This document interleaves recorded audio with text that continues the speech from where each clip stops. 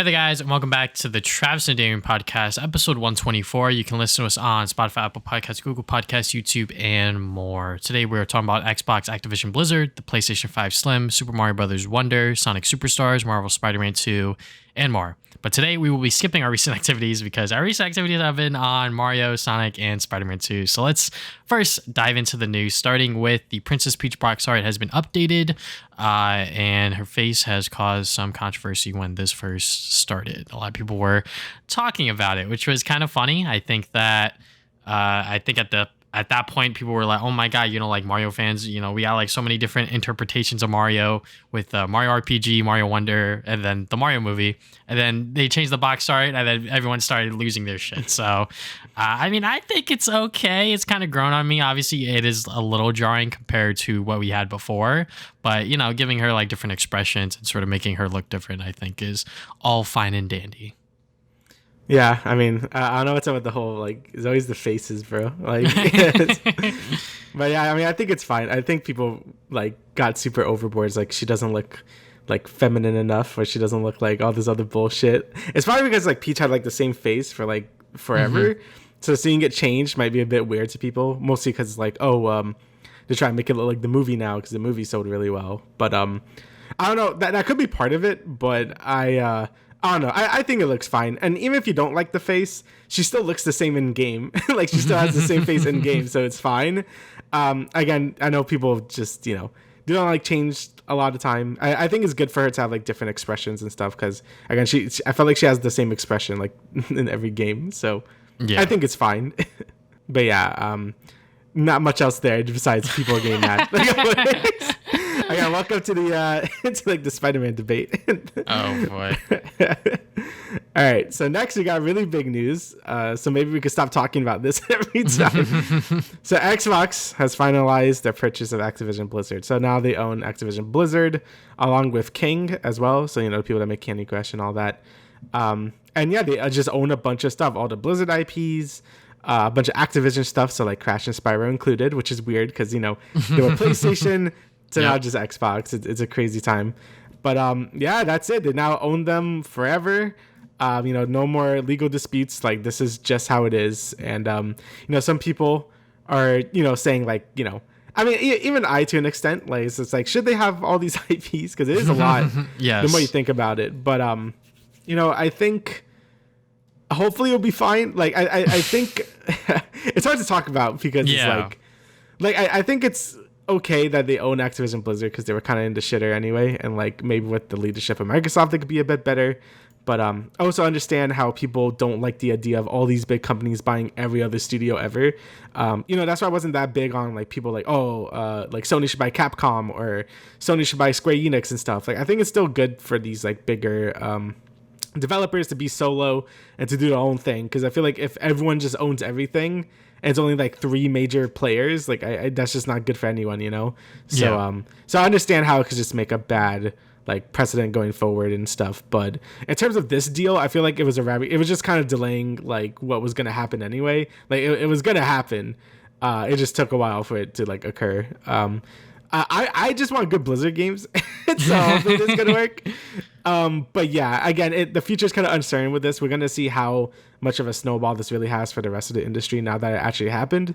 But yeah, I guess we'll see in the future if if Capcom and Square Enix are getting bought out, then I'm okay, this is probably not great. So yeah. Yeah, this was something that was in the making for I feel over a year now, and yeah, it's been over a year. Yeah. For them to actually, have it go through is going to be a little crazy.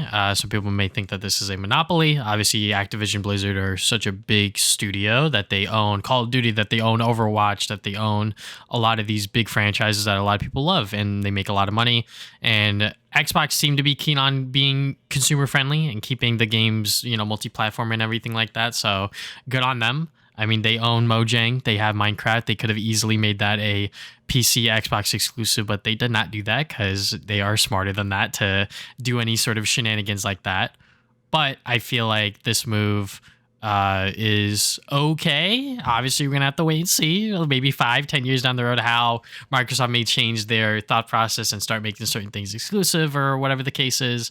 But for IPs like Crash Bandicoot and Spyro to be on Xbox only. You know, I hope that those games are still able to come to PlayStation and whatnot, because I really do want to play those games and not have to buy an Xbox to do so. But yeah, I just hope that they are able to just also deliver higher quality games, like you said. You know, with the latest release of Starfield, you know, it did do pretty well in its own right, but you know, it's not exactly what some people were expecting or some people wanted, and that's fine. But I think that the game is still, you know, a sort of, what's it called? It's a really big game. That's all I can really say. You know, I mean, it was able to achieve certain things technologically, and you know, for the fact that you know, it is here and that they were able to do it is a achievement in its own right. Mm-hmm. Yeah, I still feel like Microsoft needs like stronger. Like it has a bunch of IPs, but again, like you see how much Spider-Man is selling, you see how much Mario is selling. Like I feel like, you know, Starfield sold a lot as well, but I don't know, I still feel like Microsoft doesn't have like a great like catalog of like IPs that they really truly own themselves, like things like Halo or Gears and stuff, but they haven't been doing as well as they used to. You know, when I see a PlayStation Studio game come out, I'm like, yeah, I'm probably gonna buy that because I know it's gonna be good. Same thing with like a Nintendo first party game. Like I know it's gonna be good as well. I feel like with Microsoft, I don't really have that as much. So you know, they could keep buying studios and companies and stuff, but I'm still gonna look at it as like more like a Blizzard game than like something like Microsoft or whatever. Yeah. But yeah, I guess we'll see what they do with this because again, they own all of these IPs and stuff, but they still don't have a ton of games coming out. So you know. Hopefully they could get something rolling out soon because I feel like I've been saying this with Xbox for the last like console generation. So yeah, we'll see what goes on with them. Yeah, because you know they've had you know, all of these other studios under their belt, and they've have yet to produce a single IP that people are, you know, associating with the Xbox brand, just because they play so friendly with everyone. You know, like they don't have something that is really like an Xbox seller, and it really sucks because, you know, people still associate them with Halo, Gears of War, and those franchises have slowly died down. So. Yeah, and I saw a report where it's like I think like 80% of Starfield players were playing on PC and like 20% were like on Xbox. So, you know, like if you have it like cross-platform with PC, and like I feel like most people are just gonna get on PC. So yeah. Yeah. Moving on from there, we got Nintendo shocks competitive fans with strict new tournament guidelines. So I'm not going to sit here and act like I know exactly what's going on. I watched Ludwig's Moogle Mail video. I believe it's titled, I Got Sued by Nintendo or whatever. And he sort of opens up the video talking about how Nintendo came at him with a lesser cease and desist letter, pretty much being like, if you're going to run this big Melee tournament, you can't have the modded Pokemon Stadium where it doesn't transform. So Ludwig was like, all right, well, we're just going to have it, you know, transform or whatever. And the guidelines for, I guess, like the community tournaments, like the lesser, smaller tournaments, capping at 200 people, tournament entrance can't be more than $20, and a couple of other things. But if you want to run like the bigger tournaments that are for profit, that are going to have bigger prize pools larger than 5K, you're going to have to get like, I believe a license is what they call it. But apparently tournaments in Japan have gotten them within like a day or two. So hopefully it's just as fast within the US. It's probably going to be different, obviously, because I feel like the tournaments in Japan already run by those guidelines pretty well.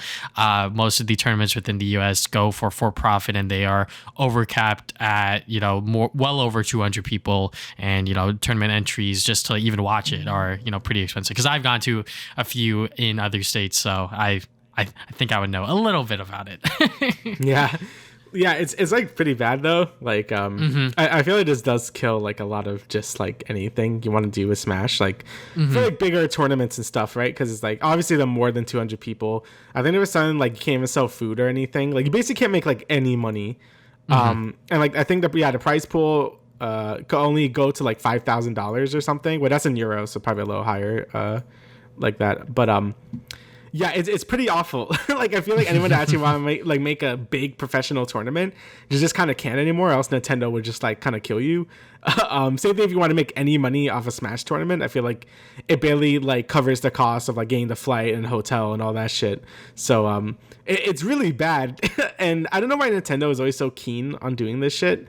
You know, even in their official tournaments, they basically like give you like $2 even if you win it. Like they're acting like they're getting threatened by these grassroots stuff, but they don't offer any real alternative. It's just basically like they just don't want tournaments like at all, like for some reason. And it's just very confusing. I really don't understand what their game is here. Like, why they want to do this so bad. Yeah. Especially Melee, because it's like, who cares? Melee is like over 20 years old now. Let people do whatever they want with the game. It's not like they're reselling it or remastering it or whatever. Then maybe it would make sense. But, it's like an over 20-year-old GameCube game. Like, who cares? Let people do what they want. So, yeah, I think this is really dumb. And it's really going to hurt, like, all like the Smash tournaments and stuff. I'm sure there'll be workarounds, and this will probably phase out after a year, because I feel like Nintendo always does this every year. It's like, okay, time for our like yearly like fuck Smash like rules. But yeah, I'm sure hopefully they get walked back on, or like the community just like ignores it or does something, because yeah, it's pretty bad. Yeah, I think that, for the Nintendo to sort of, I guess, like have this aura around the larger tournaments to be like, hey, we can shut it down at any moment we want to, which like they could have done before, but just to have like, I guess like these more clear guidelines if they do want to follow them or whatever, I guess is fine. But yeah, we'll just have to wait and see exactly how big these changes actually become. Because I was watching Smash Twitter as this was happening, as like Hbox was like reporting on it like very closely or whatever. And I think to a certain extent people were overreacting, but I think that that overreaction is fair, just because we've seen what Nintendo has done to Smash tournaments in the past. It all started with like Evo, with Melee, all those years ago, and then et cetera, et cetera. So yeah, there's been this long battle between the Smash community and Nintendo, and some people just think that Nintendo hates them, and they might be right to a certain extent, like I said. But I think that they are trying their best to work around it. I think Nintendo of Japan is very much like not understanding exactly where the American side is coming from. But I think, according to Ludwig anyways, when his people talked to people at Nintendo, they very much wanted to work with him and not like against him or whatever. Obviously like, certain things like mods and sort of how the game is sort of perceived and how it's actually ran, that's something that they want to control. But like you said, it's Melee. It's a game that's so old. People are going to play with Slippy and do the mods and the skins or whatever if they want to. And this shouldn't affect locals at all. I feel like locals should not have to worry about this. Like Ludwig said in his video, once again, if you have like 205 people, Nintendo's not going to fucking come barging at the door or whatever, Yeah. It's not going to be that strict. But these are for guidelines, I guess, for like bigger tournaments and sort of bigger events that should try to follow at least. And then if not, we'll see what happens. I don't know if Nintendo's actually going to send more cease and desist letters if tournaments don't follow these. But from what it sounds like that the licenses to actually run the tournaments without these restrictive guidelines are pretty easy. Yeah, I guess we'll just see what happens in the future. Like, again, I'm sure Nintendo's probably going to walk back on this, like they do with a lot of their like shitty decisions, or they're just going to ignore it. Like I feel like tournaments is going to be like whatever and just keep doing it anyways, because what are they going to do? So yeah.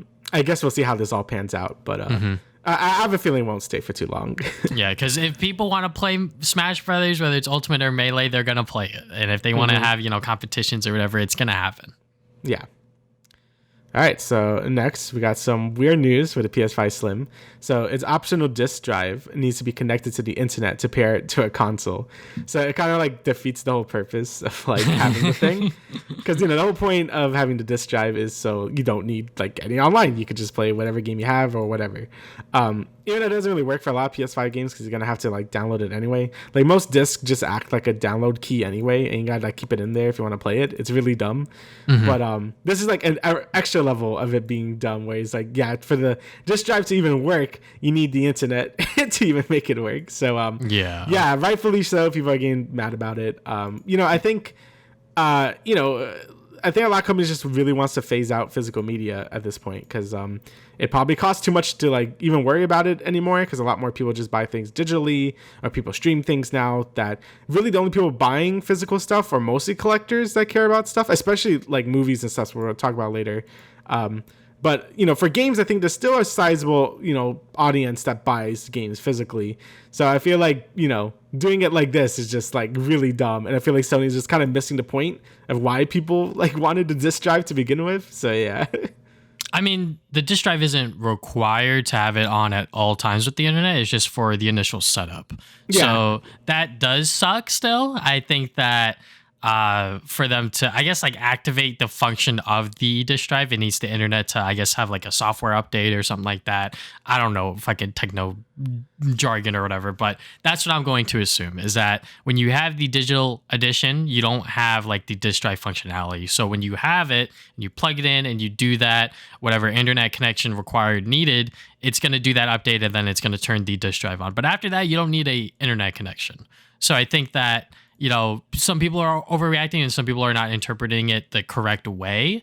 You know, I am obviously defending a fucking multi-million-dollar company here, but you know, it is very easy to like get it confused with like, oh, like you need a internet connection for the disk drive. It's just for the initial setup. It's just to actually get it to function. So yeah, it is still kind of dumb to a certain extent, but obviously I don't know how technology works and I don't know how the disk drive is supposed to work without a internet connection, if at all. So, you know, for this to be a thing, you know, like I said, a little stupid, but I think it is kind of understandable. That's fair. Yeah, I guess it does need some like firmware update or something for it to actually end up working and stuff. It is kind of weird. It doesn't just have it in general, just to like have it there. But you know, if you still want to play your games physically, just make sure you have an internet connection for like a few seconds so you compare it to each other.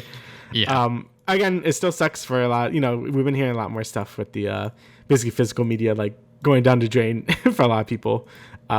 And you know, that's not great. So yeah, but hopefully the PS5 Slim, like hopefully the upsides overweigh the downsides. Again, we don't really know until it comes out November, I believe. So I guess we'll see. Again, we'll probably not be buying that because it's not really an upgrade or anything. It's kind of just like if you want one, you could get it. But yeah, I'm not really gonna bother with that. But we'll hear what people have to say on Twitter, I'm sure, when it comes out. Yeah, I mean, I had to move my PS5 around to here so I could actually record games without it like messing up my capture card or whatever. Yeah, right. That shit's fucking massive. So yeah, one day I'll get a Slim or whatever. But moving on from there, we got Scott Pilgrim Takes Off. We got the first official trailer where they pretty much go through the general story and also the cast, pretty much everyone like we already knew returning from the movie. So yeah, I mean, it obviously looks, you know, very much slower paced than what the movie was, just because this is a TV show now. You know, it is an anime, so there's going to be episodes, there's going to be times and moments for them to actually flesh out these characters and give them moments to breathe. So yeah, I mean, it's not going to be like the, you know, super fast action movie that we got before. It's going to be, I'm pretty sure, much more of like a slice of life with spurts of action here and there when Scott has to fight one of the evil exes and whatnot. Yeah, I will say, like, the fight scenes they showed here look fucking sick.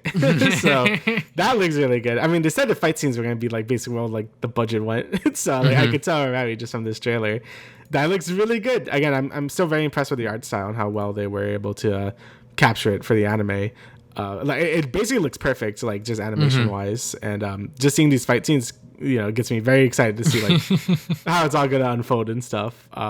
You know, like you said, I am interested to see how the in-between episodes are going to be, like, you know, between the big battles and stuff, and how that jives with people since it is going to be slower pace and stuff.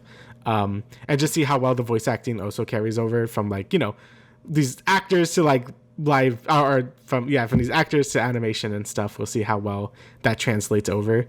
Again, I don't really have, like, a lot of context with these little clips to really see how everyone's going to, like, do well in the roles again, but you know, we'll see once the actual anime comes out. But just from this trailer, it looks great. I'm very excited for it. Yeah, you know, I mean, it looks like it will hopefully live up to the hype. I'm still, you know, holding my breath just a little bit just because, you know, I don't want to get my expectations too high because, you know, that first clip that we did see, it obviously was going to be a lot slower pace, and the internet sort of wrote it off as being like, oh, no, this is going to be what they wanted in particular. But, you know, yeah. I've slowly gotten over and sort of remembered back to, like, when I read that initial graphic novel, and it wasn't, you know, all that fast-paced action and everything like that. So yeah, I guess we'll see when it comes out, and then we will talk about it. Of course.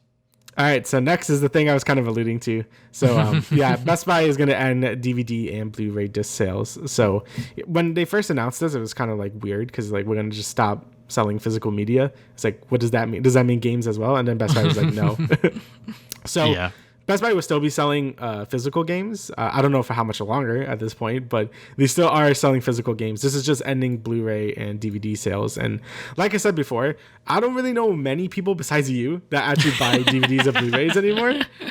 Most people stream things or watch in the movie theater, right? Like that's kind of like the two ways people consume either TV shows or movies at this point.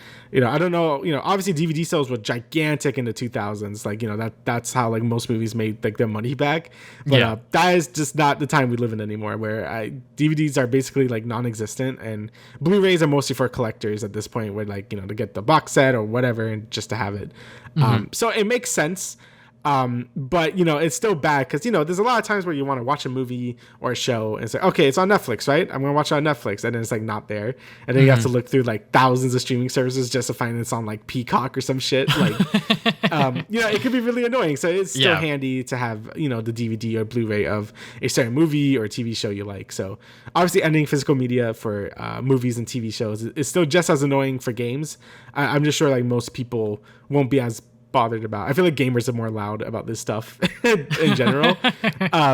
But it's still not great either way. I think people should still have the right to like legally purchase and own like a piece of media that they really like, and having it just all gone is not really great. So yeah, I mean, it looks like they've updated the article to just say now it's just DVDs, which I think is they keep backtracking. A lot more fair than Blu-rays as well, because Blu-rays have taken over DVDs to a certain extent, because most of the time when you get the Blu-ray, it comes with the DVD or whatever combo.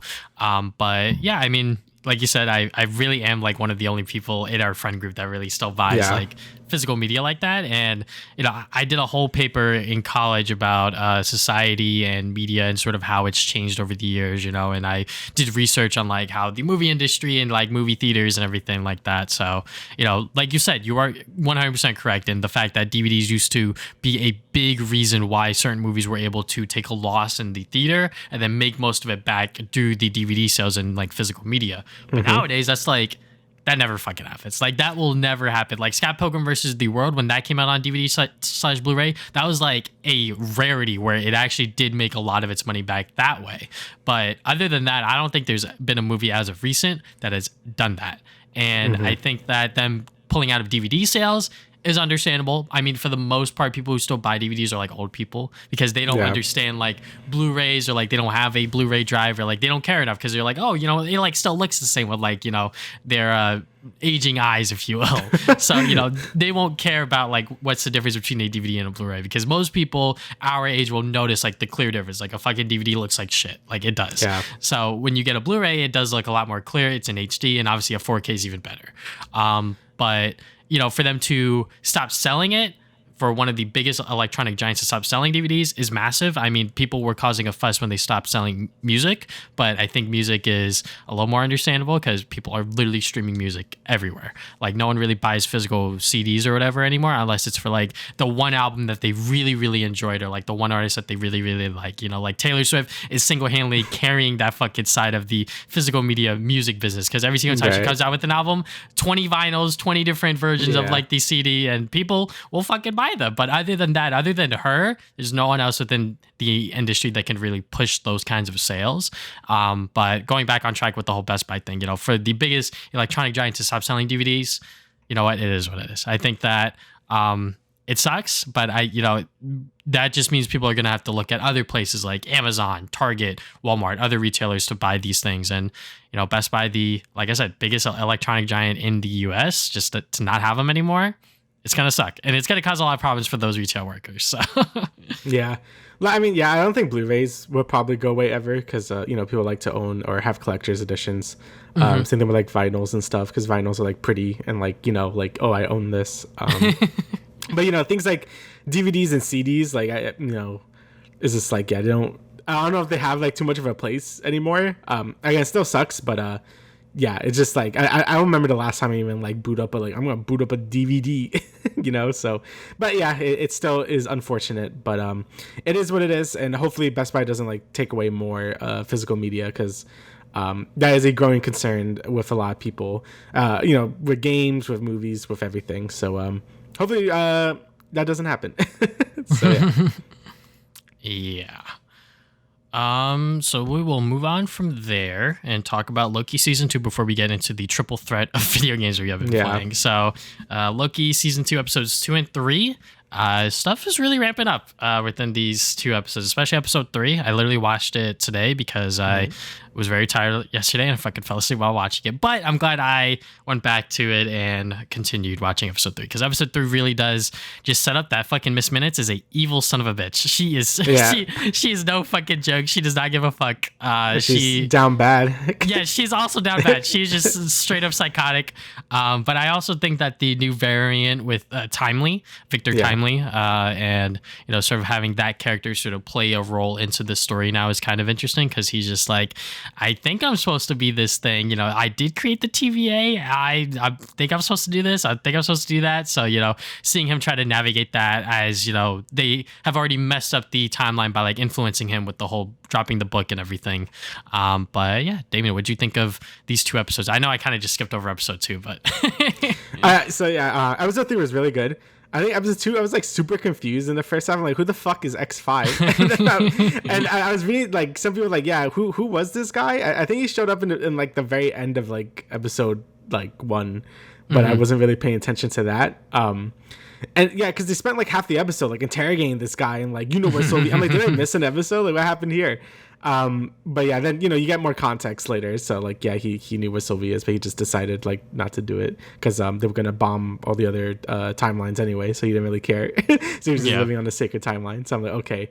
It was so weird way to open the episode, but yeah, it's kind of crazy how she just like blew up like most of the other timelines. Like that's a big kill count. It's like that's like Jesus Christ, killed like a lot of people there. So yeah, that's cool. There's a bunch of different things going on, and I think Loki in general just has a very more extensive like I guess world than like a lot of the other MCU shows that have you have the things with the TVA and the internal politics, which like they're kind of dealing with like in episode 2, and then in episode 3 they're dealing with He Who Remains and his variants and stuff. And seeing how Sylvie is just like kind of living her best life, even though she caused most of this to happen. Like I get it. Like I get that everyone has free will now, and like the multiverse is like sort of spawning again and stuff, and that's basically what she wanted. But I feel like she can't really turn her back on everything when it's like, yo, like everything is gonna explode anyway because you did this, so you should help out. And she's like, no. I'm like, okay. But yeah, in terms of episode 3, I thought that was a great episode. I think them really going more into He Who Remains or Kang, or in this aspect his variant Timely. I thought he was really good. Like I thought he did a great job sort of like selling this like sort of like nervous inventor guy from like way back when. And just seeing him get like manhandled for like an hour was really funny. Cause like everyone was just like, yeah, I need you. I need you. I need you to do this. I need you to die. It's just like, Jesus Christ. And it's just cool how, I don't know if this guy is going to end up being like the Kang that kind of rules the TVA in the future or what, or is going to be another variant of him. It's just kind of a cool way to, how the show works is like, you don't really know what's like happening or when it's happening and stuff because of all the time shit. So that's really cool. And it was, yeah, like we were saying before, Miss Minutes is a fucking psycho and like he's also like a simp. So yeah. Actually, just like an insane 2 episodes, just because when we do get to have that moment where Loki sees Sylvie and it's like, all right, well, explain to me what the fuck's going on, and we need your help, and she's just like, no, I don't give a fuck, I really don't care anymore. And I was just like, all right, right? Yeah, she just wants to work her minimum wage part-time job, whatever, and she's doing whatever the hell she wants. And obviously she is a good person to a certain extent, so she obviously tags along with Loki to a certain extent and sort of follows along to what they're doing. And at one point she almost does kill Timely, and then she almost does it again, and then she's like, you know what, you better fucking fix this shit. So I guess we'll learn later tonight with episode 4 when that drops. But yeah, I mean, I think that it was just like a great episode with episode 3, just like setting up how they were creating this new He Who Shall Remain variant, and sort of how they were like, all right, well, you're gonna drop this book and then we're gonna go forward in time like 25 years or whatever, and like see what happens. And I'm like, oh, okay. So like that's how they're doing it. And then just like Miss Minutes and Renslayer just like pretty much manipulating him, being like, see, like, they're the bad guys, you know, like, you need to like side with us. So that, and I'm just like, all right, I mean, like, he's gonna listen because like he doesn't know what the fuck's going on.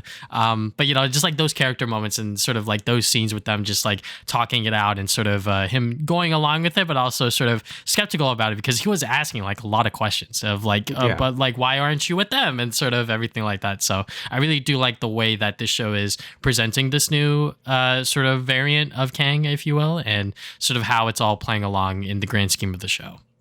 Yeah, I wonder, like, again, it's really cool how they show like sort of like the bad future right in the beginning of this season, because it really makes me wonder like what Kang is going to do it. Like, I don't know if Timely is going to do something because he's in the TVA now because they need him for the time loom or whatever.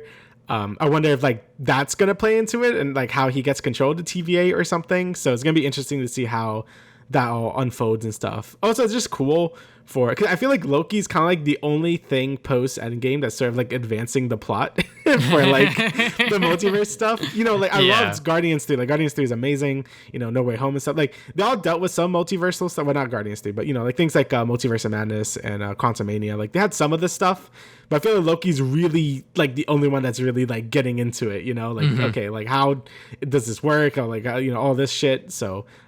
Like we know all the Kangs are gonna find each other eventually because of Quantumania and like make the Kang Society or whatever. But you know, I do wonder like how all that's gonna start, and it probably starts by the end of this show, I guess. So yeah, really interesting questions. I'm still really liking the show a lot.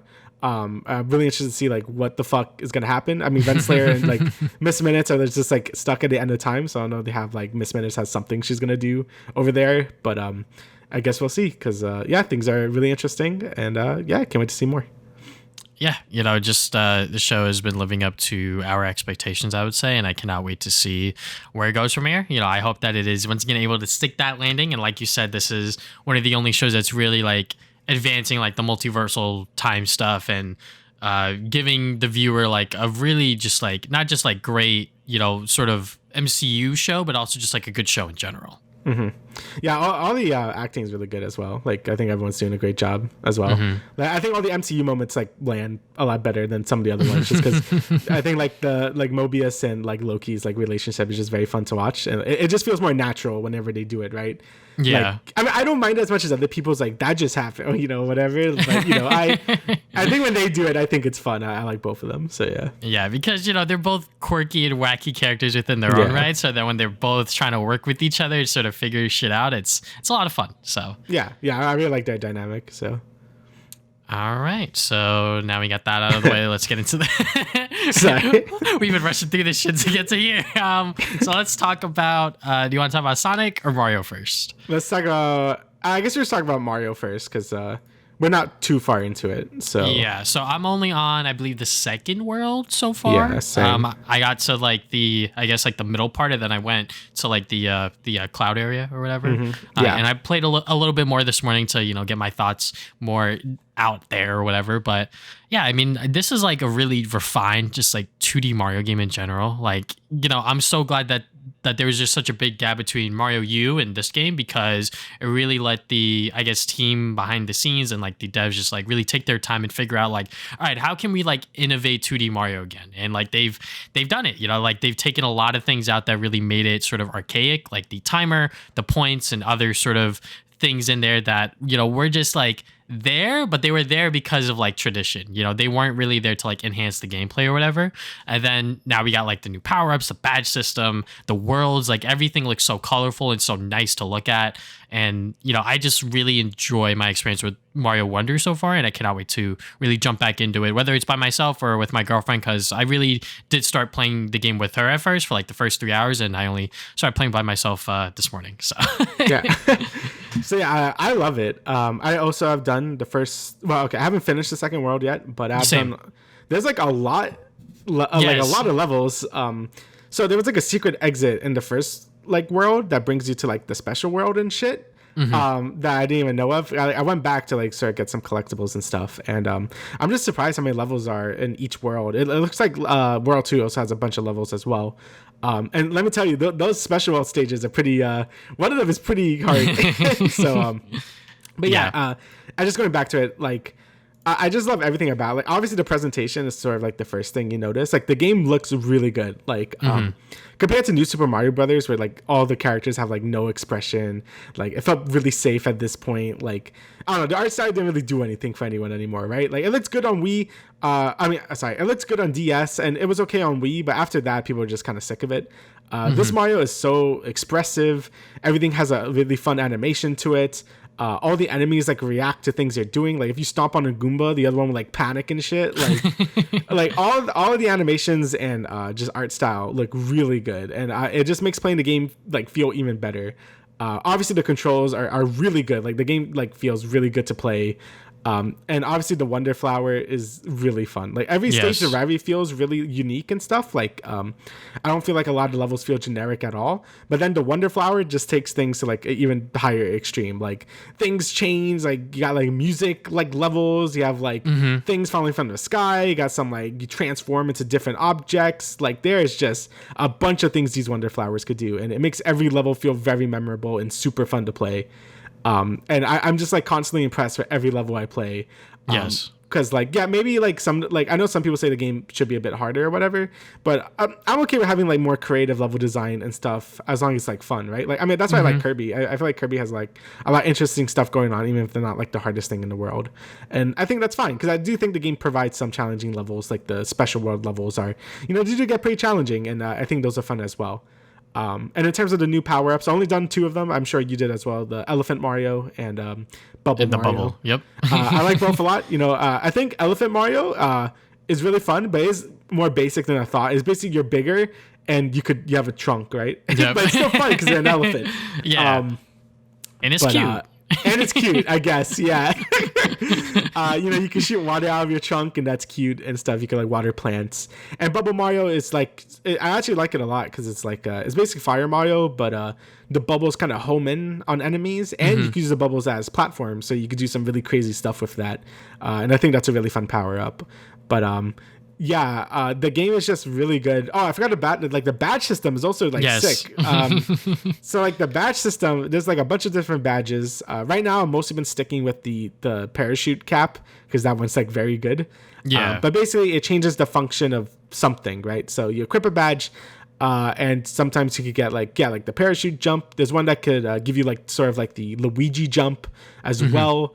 There's some crazy ones too, like one where you don't stop running, or one where you just keep hopping. Like there's some like handicap ones that makes the game harder as well.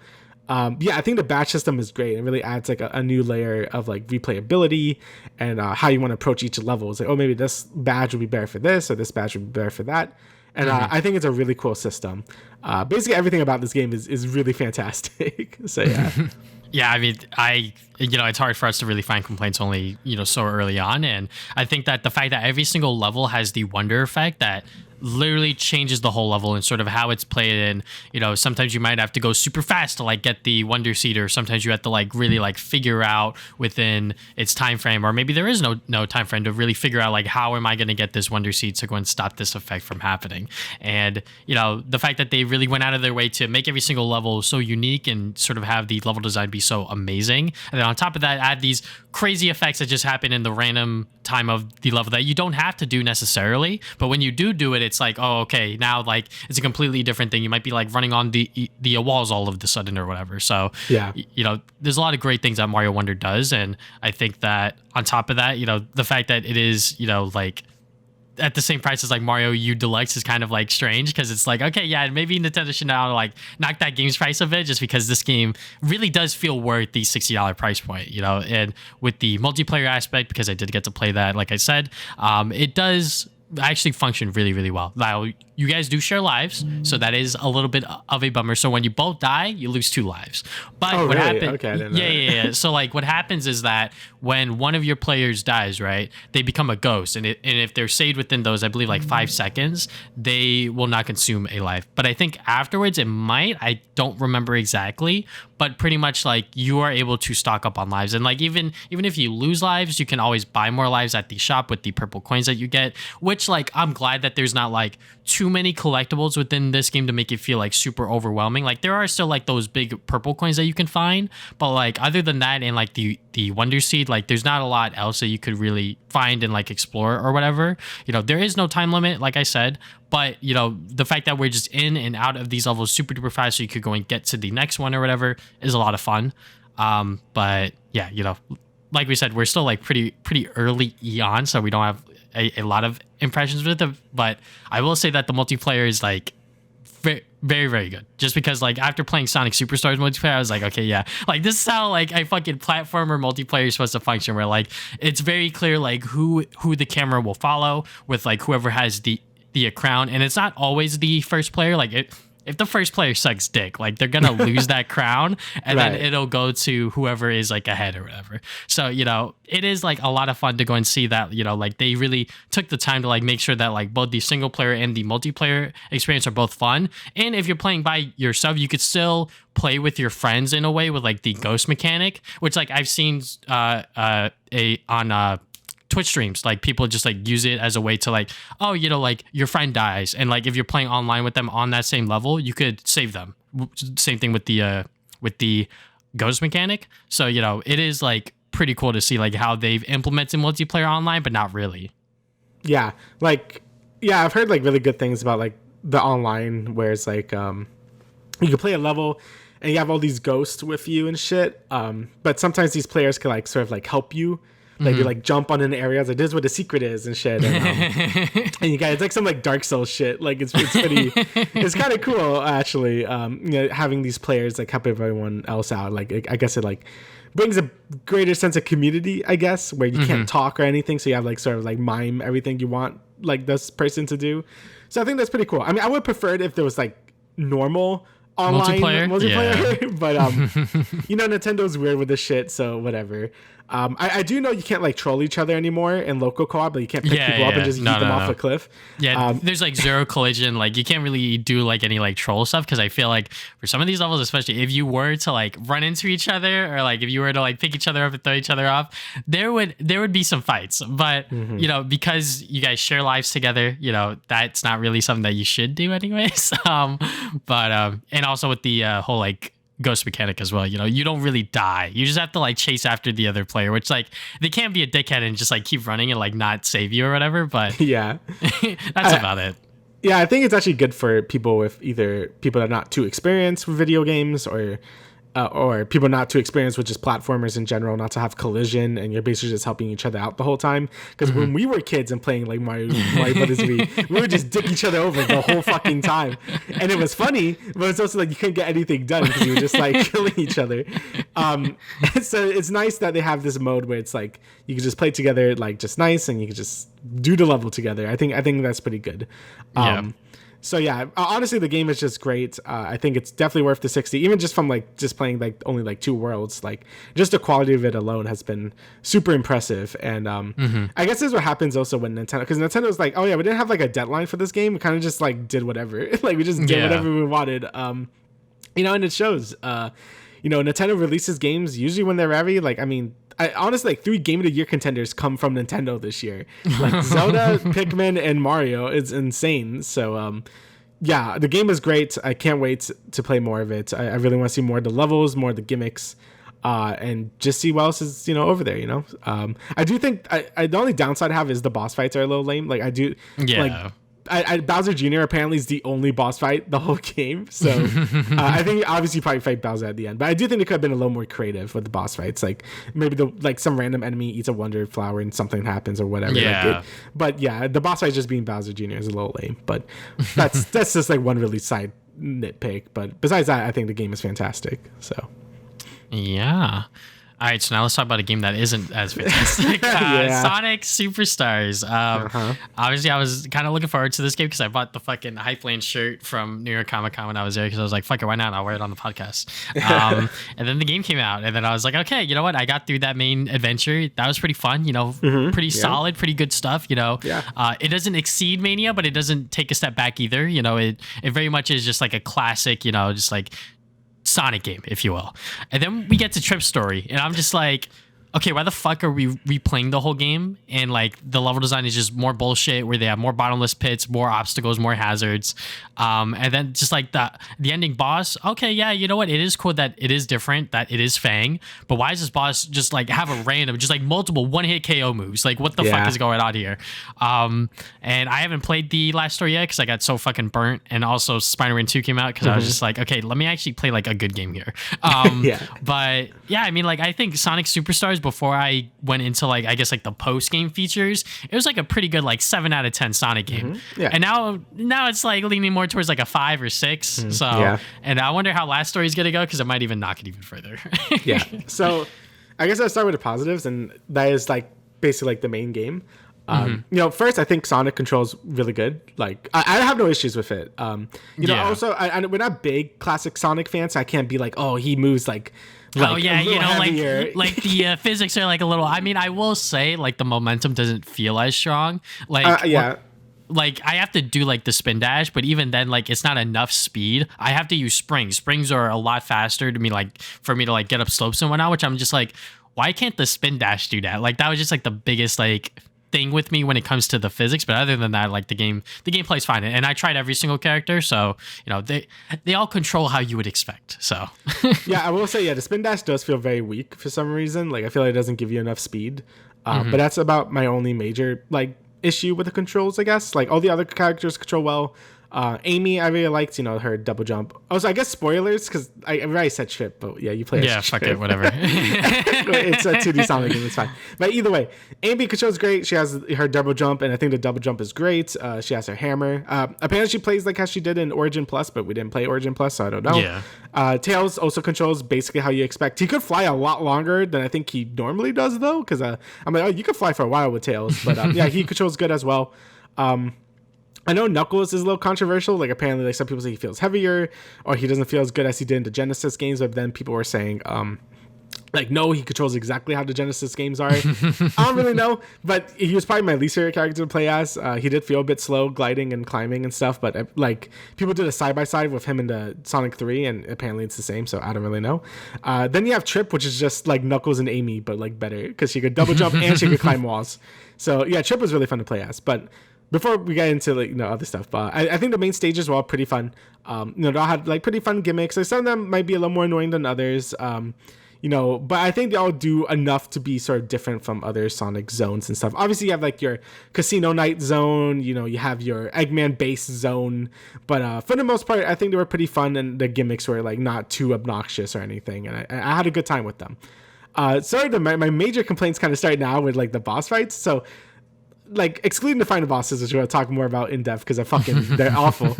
But just the regular zone bosses, like none of them are really hard. They just take forever. Each of them you hit once and they go through the whole pattern again. So they'll do like an attack that you can't hit them with. Then they'll probably do an attack that you can't hit them with. Then you do it, and then you do it like 4 more times or something. And it just takes forever to get through a boss in like this game. And it gets worse in Trip Story, which is basically just hard mode, where bosses require at least like 3 more hits to take down. And it just becomes such a slog. It's not fun at all. And almost every zone ends with either a mini boss or like a regular boss. And it just takes forever. And it really sucks the fun out of the game for me. And what makes this worse is the final bosses. Even in the base game's final boss is like really annoying. Like the Eggman robot like also took forever to beat, but at least it wasn't too bad, but it was really annoying. Then we have Trip's final boss, which is like the worst thing ever, which is like the giant Fang robot. So like it has 2 phases, and if you die in the second phase, you have to redo the first phase, which takes at least like 4 minutes to do, even if you're going fast, because it just takes forever for the boss patterns to play out. And like Travis said, Fang has a bunch of insta-kill moves that just kill you, and you're gonna die to it a few times because you don't know the fight unless you like look it up in YouTube or some shit. So it just made for a very miserable experience. On top of it just being kind of buggy as well. Oh my god! I just remembered. So we both had the bug where like Badniks would spawn, and you're supposed to hit it back at Fang, and it does damage to him. Except sometimes that Badnik would just glitch the fuck out and not hit him. Like it would just like kind of go along the side of the wall and just like die. So yeah, that just adds another cycle of the boss and making it go further and further, and it just makes it like really annoying. So yeah, like the two final bosses are really bad, and the final boss itself is also bad. But I guess we could talk about. You have anything else you want to bring up? Because there's a lot of other stuff. Yeah, I mean, just like I just wish that Trip's story was as long. Like we didn't literally replay the whole fucking game again. And on top of that, you need every single Chaos Emerald power to get through it. I didn't know that, so I only had like 4 of them, and then I got to like the casino part, and then it was like, you need the fucking time Chaos Emerald. And I was like, how the fuck do I get that? And so then that's when I looked up on YouTube to like how to get every single one like easily, like which stage I have to go to, how do I get it or whatever. And like, by the way, the special stages, they're hard, but like it's not like I really know how to like get it done properly. Sometimes I just get lucky, and then I'm just like, all right, I got the Chaos Emerald within like 5 seconds. Other times it's like down to the fucking wire when I was getting that Chaos Emerald. I was like, why are these stages like so weird? Because like I try to corner it, and then all of a sudden like it just like moves like super duper fast like around the corner. I don't know what the fuck I'm doing. But Trip's final boss, I was stuck on it for like 3 hours. Another fucking Sonic thing comes out this year where it's just like, it's testing my fucking patience. It's testing my patience to like the highest degree because of just like bullshit that happens within the boss that is just like glitchy, or insta-kill moves that were never introduced in Trip's story to begin with, where it's like, okay, yeah, like now all of a sudden there's these lasers, there's these gates, and like this fucking cork thing that can like insta-kill you, and I'm just like, all right, fine, like you just want me to like throw my controller right now for like no reason. And then when those glitches started to happen where either or like those fucking badniks started to run under the fucking bridge, or when I would hit them and then it wouldn't hit on Fang, I'm just like, okay, the game, like I said, testing my patience even more. I just have to wait for another opportunity as he goes through his whole cycle again before I can hit him again. So yeah, that is like the biggest thing when it comes to these bosses within Sonic Superstars, is the fact that every single boss takes forever. Like you are not gonna easily 1, 2, 3 hit a boss and then they're dead. They're gonna go through some sort of cycle. But that's when like the Chaos Emeralds come into play to like make them easier. So yeah, I mean, like I abused the fuck out of them during Trip's boss fight, because I was just like, okay, yeah, I'm gonna slow down time here and I'm gonna wait for him to crash down and then I'm gonna hit him. But sometimes I would fuck up on that just because like the I guess like the bottom part was like a thing that I could still get hit by, and that would piss me off. But yeah, literally using every single Chaos Emerald power when you have them is very much like recommended for the boss fights. You don't have to do it for like the main adventure, but when you get to Trip stuff, you're gonna want to fucking use every single power to your disposal to just like get the fight done sooner. Yeah, so I guess I should talk about the Chaos Emerald powers. First, I also thought the special stages were like fine. Usually special stages kind of just suck in every Sonic game. Like I've never been a fan of them. That's kind of why I don't like classic Sonic games to begin with, because to get the true ending, you have to do like the stupid fucking special stages. These weren't bad. The only special stage that sucked was the Green Emerald. It was the one where you had to use the bounce pads to go all the way up and then kind of like intercept the Chaos Emerald. That one took me like an hour. The rest of them were like very easy for me. It was just that emerald took me so long to get. But besides that, the special stages weren't really that bad. I think they were probably made easier on purpose just because the sort of like the main gimmick of this game were the chaos powers. And most of them are pretty fun to use. I think some of them are kind of lame. Like the purple one that lets you see shit, it's like whatever. Because the only thing it lets you do is get more medals to get stuff for battle mode, which we'll talk about later. But it's just not a worthwhile collectible to get. It kind of made me not give a shit about collecting anything. Yep. So that one was kind of lame. The green one was okay to get up some places, but that one I also didn't really use very much. The water one is very situational. It's really useful when it is, but it's pretty useful for like 2 stages and that's it. The rest of them are pretty fun. Like obviously the blue one, the avatar one, is really great for boss fights. The fire one is really great for moving around and for boss fights as well, because it's basically just burst wisp. The white one is pretty good for Sonic. It gives them a homing attack, which is nice. So that one was pretty useful. And the slowdown one is also good for certain boss mechanics. And I don't know if I'm missing one. I think that was all of them. And then pretty sure. I'm pretty sure, all of the useful ones against boss fights anyways. Yeah, all the useful ones. And at first I'm like, oh, most of these are like really boss centric, and now I know why, because the game is boss centric for some reason. And then you have Supersonic as well, and Supersonic shows how you would expect him. He goes very fast, and you're invincible and shit. It doesn't help a lot with some bosses. because like I said, the later bosses are like in the background, so you can't even hurt them anyway. So like it doesn't do you any good. And so most of the attacks are you're just kind of just killing yourself, losing all the rings. So yeah, you're basically just killing yourself. And again, most of the boss attacks are insta kill, so like that doesn't help at all. So now I forgot what point I was trying to make. But yeah, I think the chaos powers are like pretty good. If they come back in other games, I think that'll be fine. I think it gives each chaos emerald sort of like its own like place now. I know some people aren't a fan of it for whatever reason, like it breaks canon or whatever, but I don't really care. Like I think they're pretty fun as is, but yeah, like you were saying before, like it doesn't really like the bosses still suck. So yeah, I mean, I was barely using the chaos emerald powers at first, and then once I got to Trip Story and those bosses, I was like, okay, yeah, now I have to like really use these chaos emerald powers, because it's just like you either use them or you don't beat the boss. So yeah. But before you talk about the last story, I just want to talk about the multiplayer. Multiplayer is fucking ass. Like this shit is terrible. I cannot believe that they were like, all right, we are making Sonic Superstars because we want a multiplayer 2D Sonic game. I'm like, all right, yeah, like that sounds cool. I'm playing it with my girlfriend. It's literally just two of us. The bare minimum for multiplayer. It controls like shit. It is so bad because like it doesn't know who to follow. It honestly doesn't. It has no idea who to follow and like what to do. And like I've seen other clips of people play like 4-player multiplayer, and it is just the glitchiest thing I've ever seen. I'm just like, okay, yeah, like characters are just falling through floors or whatever, and like the camera's moving around everywhere because it doesn't know who to follow. So yeah, like that multiplayer experience is just not fun. Definitely do not recommend you play Sonic Superstars with anyone other than yourself, because it's just like it's going to be a worse experience. You are honestly going to be going through a lot of more headaches than you would normally playing this game, and you're already going to go through a lot, especially during Trip Story, which I believe Trip Story you can't even do multiplayer. So playing multiplayer within the main adventure, don't do it. And then we did play a little bit of battle mode. And the medals, like you said, useless collectible. My girlfriend spent like pretty much a majority of them on like 3 cosmetics, which is like insane. I was just like, why are these things so fucking expensive? Like, what is going on here? You have to pay for like each color for each part. I'm like, what the hell? Why can't it just be pink? The whole thing's pink. Like, okay, who wants their pink head, the red body, the blue bottom? Like, why are we doing like separate colors here? Like, just have the whole thing be one color. But yeah, it is just... It's whatever. It's whatever. The multiplayer, please do not touch it. It is not worth it at all. Which is crazy, because that was like sort of like a main selling point for this game, was the co-op and multiplayer. And considering how many of the unlockables are for multiplayer shit, and the multiplayer is just kind of lame, it isn't great. So yeah, and the last thing I talk about is the last story. Travis hasn't been able to like do it because that Spider-Man just came out the next day afterwards. So I only finished it yesterday because I'm like, I won't feel good about myself unless I beat this stupid game already. So let me do this. And then I did it. And the Supersonic fight isn't really great either. One is just some random dragon that comes out of absolutely nowhere. I'm like, okay, fine, I guess. And then you fight the thing. So first off, the boss isn't hard. Like most of these bosses, they're not really that hard.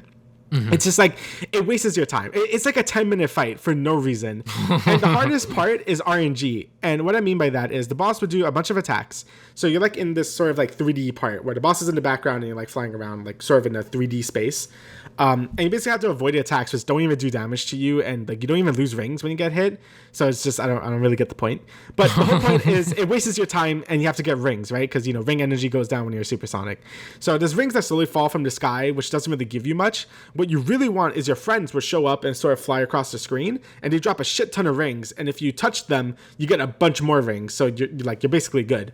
And after the boss does its attack pattern, it will sort of bring you to a 2D section where you will have to fly over some obstacles and then hit the boss, right?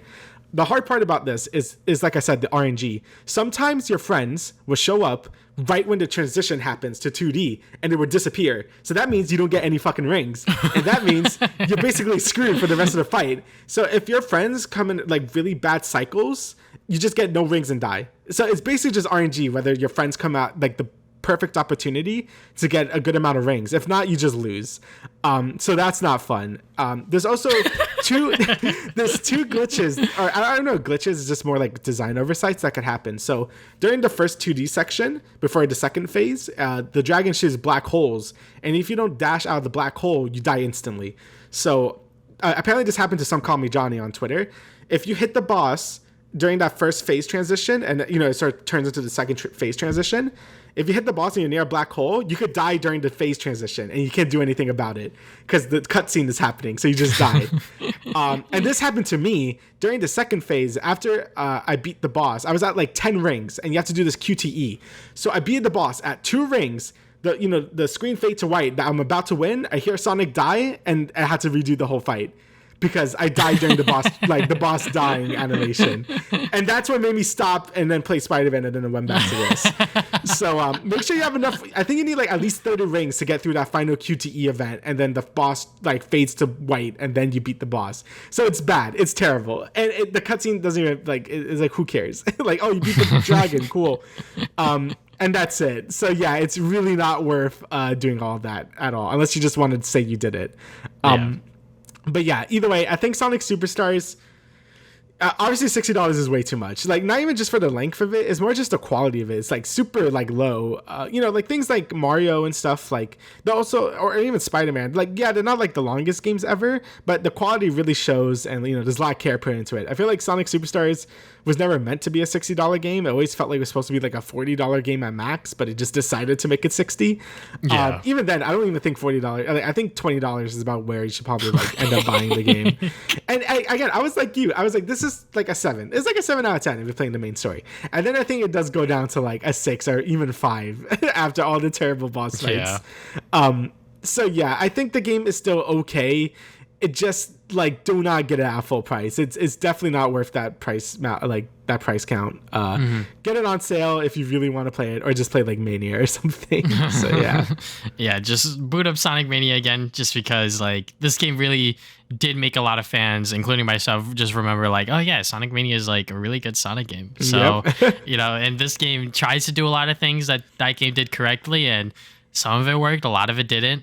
I think that, just hearing you talk about the last story stuff is just like fucking a headache to me. I'm just like, okay, I'm gonna have to play that. But I'm glad that you told me those tips, so I could, at least not actually pull my hair out when I play it. Yeah. But one last thing I want to talk about is Fang's inclusion. They fucking squandered it. I don't know what the hell. Like, they included Fang, and then he's just a background character for the most part. And then like he's like prominent figure within Trip's story, but even then he's not like more in that story than he was in the main adventure, which is like kind of stupid, because it's like, this is a fan favorite, like forgotten Sonic character, if you will, and then they're like, okay, yeah, you know what, Fang's back, like he's gonna cause trouble or whatever, and he's like only like maybe one boss within like the main adventure, then like he's also the final boss within Trip, so I guess like 2, which is kind of abysmal. I wish that a lot of the boss fights dealt with Trip more. Maybe we faced him more instead of like the random Badnik character or whatever, because I think that would have heightened the story, quote unquote, of Sonic Superstars, if you will. But yeah. There's also like no story. Like, I know it's a classic Sonic game, and they're obviously not gonna have like any story really, but I feel like at least Sonic 3 and Knuckles like had something going on. Like, you can still tell what's happening. This game, things kind of just happen. Like, they don't really explain anything. Again, it's not like a huge deal, but at the end when I'm fighting some random ass dragon, like, what was like Eggman even doing in this game? Like, I don't even know what his plan was. I don't know why Fang was here. Like, it's just like a lot of like random things happening. I guess it's not like the biggest point. Like, the game has way bigger problems than that, but it's still like kind of weird how like out of context everything. Even like, I think Mania illustrated its story better than this game did, where they had to get a Phantom Ruby and then that led to forces and shit. Like, it's still simple, but like you kind of understand what's going on in that game. This game, things are just kind of happening and you just kind of go along with it. Like, I don't even know who the fuck Trip is. Like, she's like some dragon. Like, I like her. Like, I like her design, and I think she plays fun and stuff, but like, I don't know why she's here or like what this has to do with anything. But yeah, it's kind of weird to even play her as her for the final boss. Like, I feel like it's like a dragon and she's a dragon. Are they related? I don't fucking know. So yeah, overall the game is like, it's fine. Just do not buy it at full price. Wait for a really deep discount, and honestly, just play the main story and you're fine. Don't even bother with the other stuff. Yeah. I mean, if you're able to find this game on sale, just get through that main story. Once it unlocks Trip story, forget it. Do not touch that shit. I agree. But just let your friends know, anyone that is interested within playing Sonic Superstars.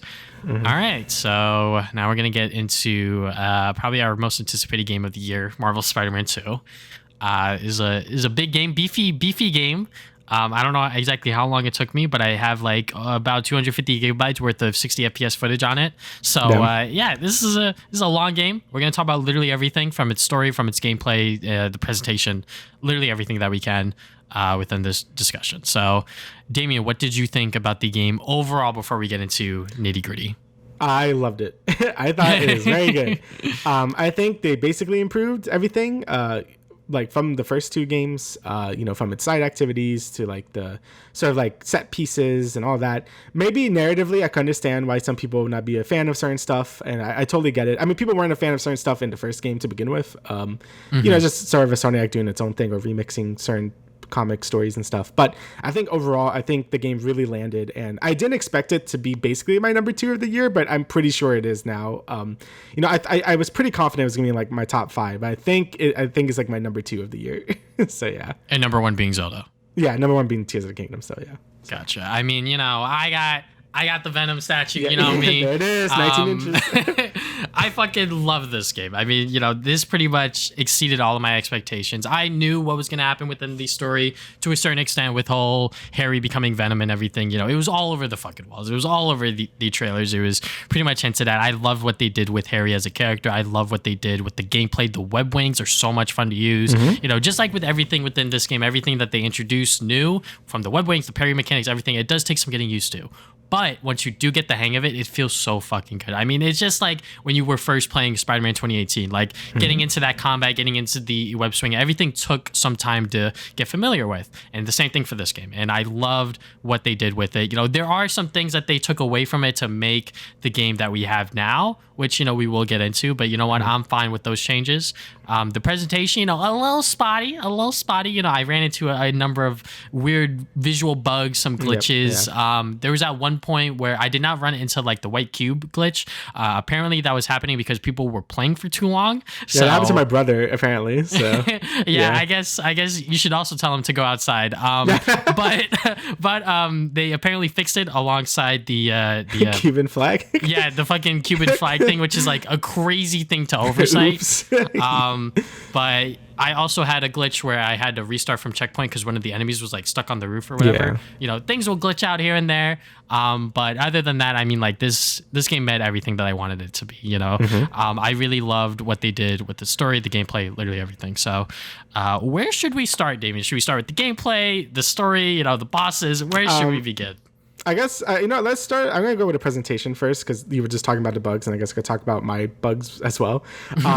Luckily, I had one pretty bad bug early in the game where it was during, I think it was a side quest with Miles, I forget, where the cutscene just like basically didn't play. Like everyone was just T-posing, and I'm like, oh shit. So I had to like restart the checkpoint, but that was my only major bug. The other bugs I had were more like visual, just like during a later part in the game, there's like a HUD UI at the top, just being like not spoiler yet, but there's like this HUD bar at the top of my screen that did not go away. I had to restart checkpoint to make it do it. And then one more bug I had towards the end of the game where I got a new power from Miles and then it wouldn't work when I pressed the button, so I had to restart the checkpoint to do it again. So those are the 3 bugs I had. And I think out of all the Sony games, it's probably the one that had the most bugs. So even though none of them are like really major or anything, but compared to like God of War or Horizon Forbidden West, like this probably did have probably the most amount. Again, it's not saying much because those games had like 0 and this had like 3 I encountered. But the first Spider-Man was also like that. I had like a lot of glitches in Spider-Man 1 as well, where enemies wouldn't spawn out of doors or whatever, and it was like kind of annoying. But this game also had a few bugs, but they're ironing it out now. They just released a patch like right now. Again, I go with the Cuban flag thing and the sugar cube Spider-Man thing. Like those have been patched out apparently, so that's good. But and in terms of like everything else, I think the game looked gorgeous. I played at 60 FPS mode. I'm sure you did as well. Yep. And I think the game looked great, even at 60 frames. Like the game still has like some ray tracing and stuff, so it looked really good at night or whenever you're going to buildings and stuff. The voice acting was really great, especially during like the later scenes. Yuri really killed it. I think like he did a really good job with a lot of the emotional moments. I think the faces I think all looked good, just to drive that home every time. But yeah, I think graphically, I think the game looks great. Obviously it could render like a shit ton of things at once. Like obviously in the opening fight with Sandman like yeets Miles across the whole, like all of Manhattan, like that looked fantastic. It obviously could have not been done without the PS5. So yeah, I think presentation, was really good. A few bugs, but it looks like they're like patching them out now. So very impressed with how the game looks and the voice acting in general as well. Yeah, I mean, I just loved Yuri Lowenthal's performance as Peter Parker this game, just because, he really went into this role this time around with like, he understood the assignment, he understood what it meant to adapt this sort of storyline with the symbiote. And, he was like, it makes me a better Spider-Man. And I was like, that is a chilling ass line. And I fucking love it. Like that was just such a good scene. And then like when he has to fight against Miles, like that entire sequence was just amazing. Fantastic. I loved literally everything that these actors have been able to bring into the game. And also with Najee Jeter as Miles Morales, once again, his storyline isn't as strong as the, symbiote stuff going on, but how can you really top that? But he does really play a great, secondary Spider-Man, really does help Peter get out of his whole mess with the symbiote. And on top of that, he has his own storyline with, forgetting on his college essay and, with the whole Martin Lee stuff. I was glad that we got a arc with Martin Lee because, I felt like that was a character that, we might have been like one and done, but it looked like, from the trailers leading up to this game that he was going to be brought back to how they were going to do it. Well, it looked like that, he was going to be reformed, that he was actually trying to do good again. And Miles was going to help him do that. And then on top of that, he gave his powers to Peter. So then they could have the anti-venom suit, just like with the anti-ox suit from the last game. So yeah, you know what? It all comes full circle. And on top of that, tying in some really cool comic book references like with the anti-venom and also with Agent Venom when Harry was donning that suit. I fanboyed for a whole second because I was like, oh shit, they're doing it. They're fucking doing it here because, it was like Harry was like, we're both superheroes now. I was like, yeah, okay, dude. Like, how are they gonna do that? And then he comes in with the Agent Venom armor, and I was like, okay, yeah, like that's pretty dope. Yeah, I guess we'll just talk about the story at this point, because, but yeah, like you said, I know some people saying Miles's like plot points were like weaker and stuff, and I could see that. Obviously, like it's hard to top the Venom and like all the other shit that's happening. But I feel like the things with obviously his college essays, like, oh no, my essay. But I think the stuff with Martin Lee was super good, and I really like how they sort of like. I like how Miles had to come in terms with like all the things that he did and stuff. And I like that he didn't like forgive him really. He just more like understands it. And it's like, okay, I need to move on from this because it's like not a healthy thing to be so obsessed with this guy anymore. Even though like, and I'm glad he didn't easily forgive him. Like it could have been easy to be like, I forgive you, my dude. But nah, he didn't. Yeah. Like, he still like hates him, but he just knows like he also can't kill a guy. So like he wasn't going to do that. And I'm glad Martin Lee also sees like everything he done was like just wrong and stuff. And like he hurt a lot of innocent people, even though he really just wanted to hurt like Norman, like that was his main thing. But he, him seeing like the damage he really did, like I think that's a really cool character arc for him to go through. And then like you said, helping Peter in return and giving him the anti-venom suit, which is crazy that happened. It's really cool as well. I'm really glad this game kind of went more for like a lot more, I guess, like deeper cut stuff like Ancient Venom, anti-venom, fucking Scream. Like oh my like, god, yes. Yeah, there's like a lot of things that I did not expect them to go for.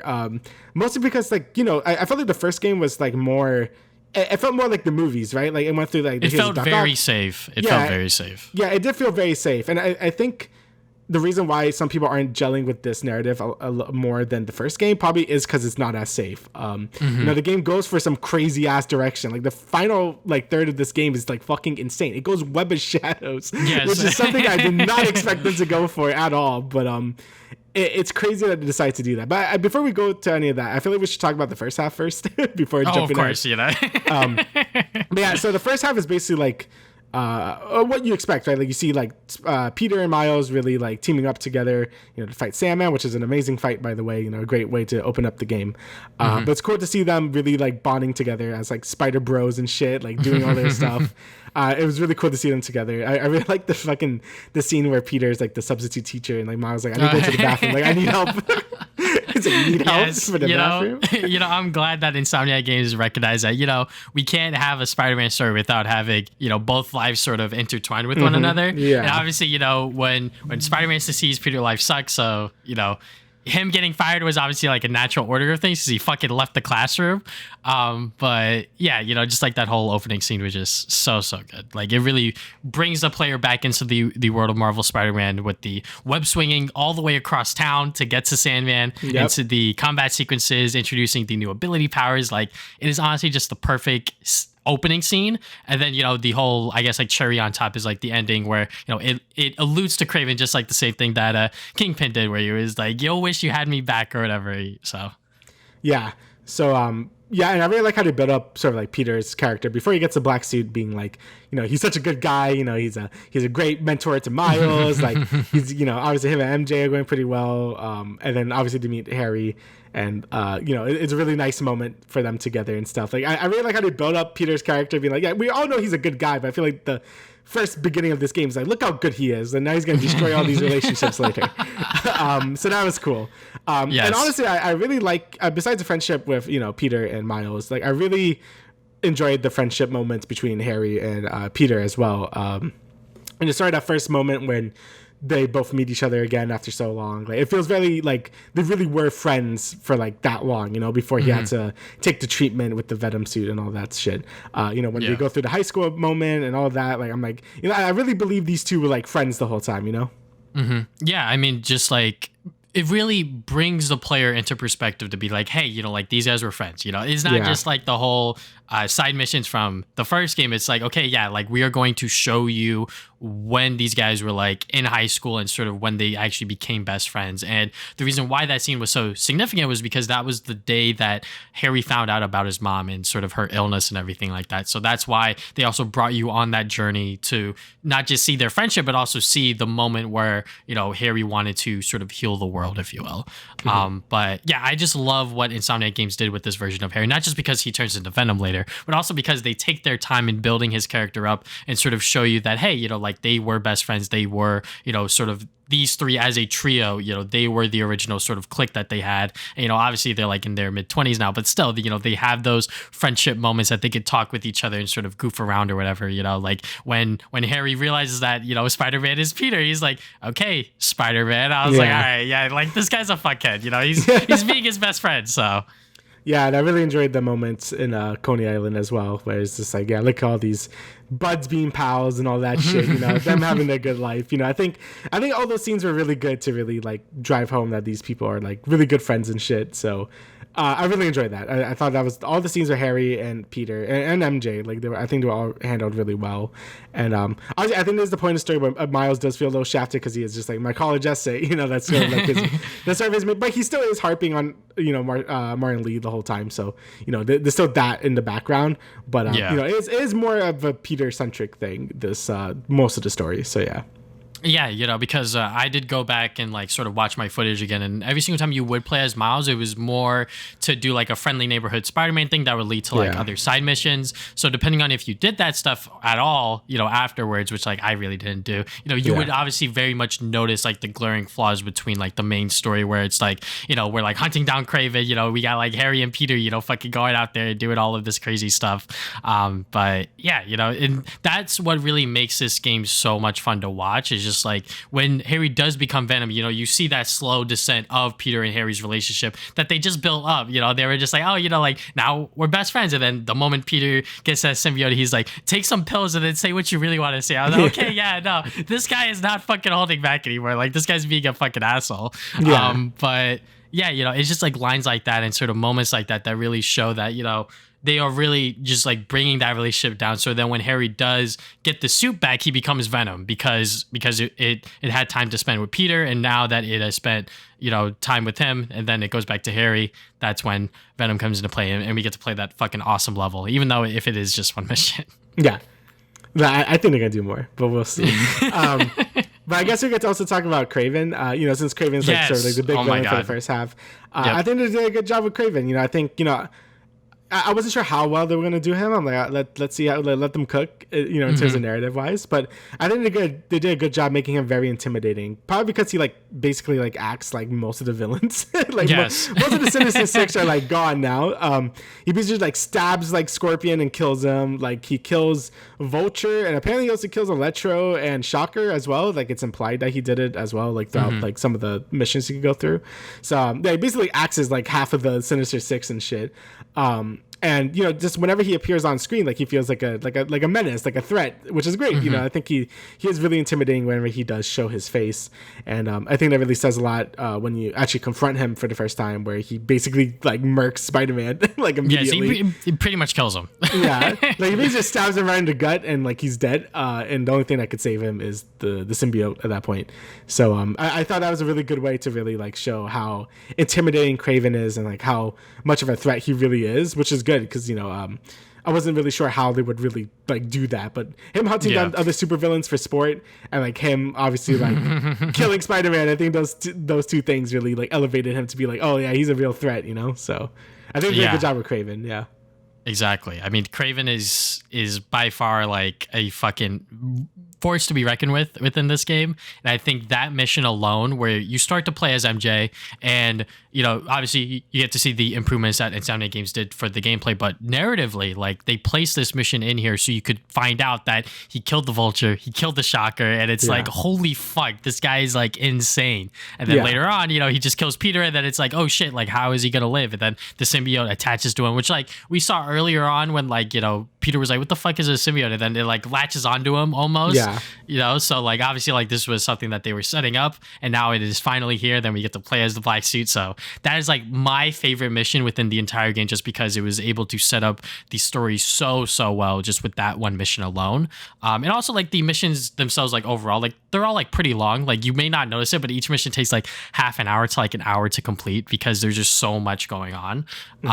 But yeah, Kraven is such a great villain because they also sprinkle in like certain things, like he has cancer, he's going through like chemotherapy, so you can like sympathize with him and sort of see like where he's coming from with this last one. Like he doesn't want my body to give out, he wants to die from a worthy opponent, which eventually ends up being Venom. But yeah, it is just such a great character arc that this guy goes through, where you're like, holy fuck, like this guy's like insane. He just like stabbed Scorpion like that, just killed him, and then killed some other characters off screen. And yeah, it is awesome to see that Insomniac Games were able to adapt Kraven so well. Despite me not knowing anything about the other versions of Kraven from the comics, I just loved seeing what this version was able to do. Yeah, I mean, most of my experience with Kraven's like, from whatever cartoons or stuff he would show up in, like mostly like the 90s cartoon and stuff like that he is. So that's usually where my exposure for him comes from. So it was cool to see Insomniac really like make this really intimidating Kraven, and he really did feel like a threat most of the game because he could really like manhandle like any of these people. So I thought that was done really well. And then you have like the Black Suit arc. I know some people are saying it's probably shorter than it should be and stuff, but like you said, I think the build up to like Peter's relationships and stuff does make it feel like better, right? Because you get to see all the relationships like he builds up, and how good he's with everyone, like relationship standing wise. And then as soon as he gets the black suit, he doesn't start immediately. Like he starts like he's still basically the same as soon as he gets it, but then he starts to get a bit more aggressive, and then a bit more aggressive. Then he basically becomes like just an asshole, and then he becomes like basically like evil, right? So that's kind of like his progression arc with the black suit. And I still think the longer you have the black suit, the better the story arc is going to end up being. Like I think Spectacular is still probably the best example of like a black suit arc, but I think this is still really good. Like I think the way they handled the black suit was pretty good. Also helps that you felt fucking strong as shit with it, so that was nice as well. So I thought the black suit stuff was handled like pretty well as well. So. Yeah, I think that the Black Suit arc in and of itself, for the context of this game, I thought it was done well. I was wondering what they were going to do with the abilities that I just put my skill points into afterwards, but then we got the anti-venom suit. I was like, that's how they're going to keep it post-game. I get it. Yeah, exactly. So, they were obviously planning everything ahead. But, I think that the Black Suit stuff was done really, really well. Like you said, we see his slow descent into just fucking darkness, and seeing him turn more evil and sort of become more of an asshole. Like that moment after the symbiote took over his body, and he was like, that was the best sleep I ever got. He looks at his phone, call me as soon as possible. Shit, whatever. I didn't see that. I was like, wow, that is like crazy. And then moments before he goes to try and kill Kraven, you got Rio Morales being like, he's always trying to just be a better Spider-Man, how to help you. And I was like, Yes, Rio, get his ass, fucking get his ass. And then, he meets up with Martin Lee, and he's like, you got a good kid there, like he really learned from you and everything like that. I'm like, shit's not getting through to Peter, don't fucking matter. And then, obviously Miles comes in to save him within that great boss fight, which is also one of my favorites just because it starts off with Craven, where you have to stop him from using the bell, and then you play as Miles, and you have to use that same bell to fucking stop Peter. And I'm like, genius boss design. I really love that fight. But yeah, I think the black suit art was just fine. You know, like it was just like the correct length, because I feel like if it ran on any longer, it might have been a little too much, especially with how fast that Peter was sort of going into evil, if you will. Yeah. I do wish that the last act, which we won't talk about just yet, was a little longer. Like they were able to like flesh certain things out a little more, just because if you're not a comic book nerd, you're not going to know exactly what's happening. But I'll try to explain as best I can, because I did read Donny Cates' Venom run like a decent amount, which is where the wings come from, the spiral on like the rock and like the symbiotes come from. So that's pretty much where all of that stuff from Spider-Man 2 comes from, that one comic. Yeah, my mind just went to like Web of Shadows. Yeah, I mean, you know, it does adapt certain things from there too, but I think for like the aesthetic wise, it comes from that comic book. But yeah, what was I gonna say? You know, I really like how they did, like, I guess like Peter's like going crazy like symbiote wise, like the whole MJ part when he had to you know, like you're like escaping from like crazy Peter, like that shit was really good and like pretty terrifying. And then obviously when you're fighting him as Miles was like amazing, just using the bell over and over, just like it's like Spider-Man 3 but good, and it was crazy. I loved it. Like that boss fight was really good, and like him like finally ripping out the symbiote was just like was really good. I like that fight. I'm like, oh man, this is fantastic. Like I loved it. So, and like you said, yeah, that's where I was like, yeah, this is peak. Yeah, like I really like how you said where it's like, yeah, first the boss is like, yeah, stop Craven from using the bell, and then it's like, yeah, use the bell against him for Miles to win. So I thought like those two fights were very good, and I really liked it a lot. And I guess is there anything else with the story that we need to mention? I can't remember. I'm trying to remember more of this middle part besides when things go crazy. Do you want to talk about the final act, or you want to talk about gameplay and stuff before that? I think we could save the final act for later, just because that'll lead us to talking about the ending. But I mean, like I said, everything with the gameplay has really improved. They did take away certain things, which I guess I'll jump into right now. So there's no suit abilities, and there's no gadgets like as many. So such as like half the gadgets. Yeah, probably less than that. I don't even know. Yeah, I think it's less than that. Yeah. But you don't have the impact webs. You don't have the trip mines, which are like two web gadgets that I think a lot of people really like. Gravity well, bro. That's oh yeah, also that too. But I think they kind of replaced it with like the web grabber.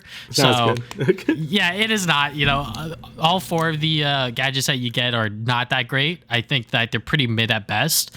But to replace that, they gave, or the game's more structured towards like hand-to-hand combat. So that's where the abilities come in, where you hold the L1 button and then one of the face buttons to do the like symbiote slam, or like one of Miles's like venom punches or lightning attacks or whatever. So that's where that stuff comes into play. And that just replaces the suit abilities, which I think is fine. Because let's be honest with ourselves, guys, the suit abilities kind of fucking sucked. Like I pretty much used Web Blossom, so that was the only one I used. See, exactly. Yeah. Everyone used like one or two of them. I used the electric gloves because that was just easy way to like take out groups of enemies. Yeah. But you know, like the Web Blossom, like the one that like gives you like a bunch of focus or whatever. Yeah. So like the suit abilities all in all sucked, and they replaced them with the abilities, like, which is fine. I think that is like a completely good change. Them taking out a lot of the gadgets, I'm a little iffy on. I think that maybe keeping like the concussion web or maybe some other ones might have been good, just because making stealth sections, just like you using the web line, you going across and then trying to distract someone, stealth takedown with them with that web line that you made. You know, it's very much like there's not as much openness for you to like go through these stealth sections anymore.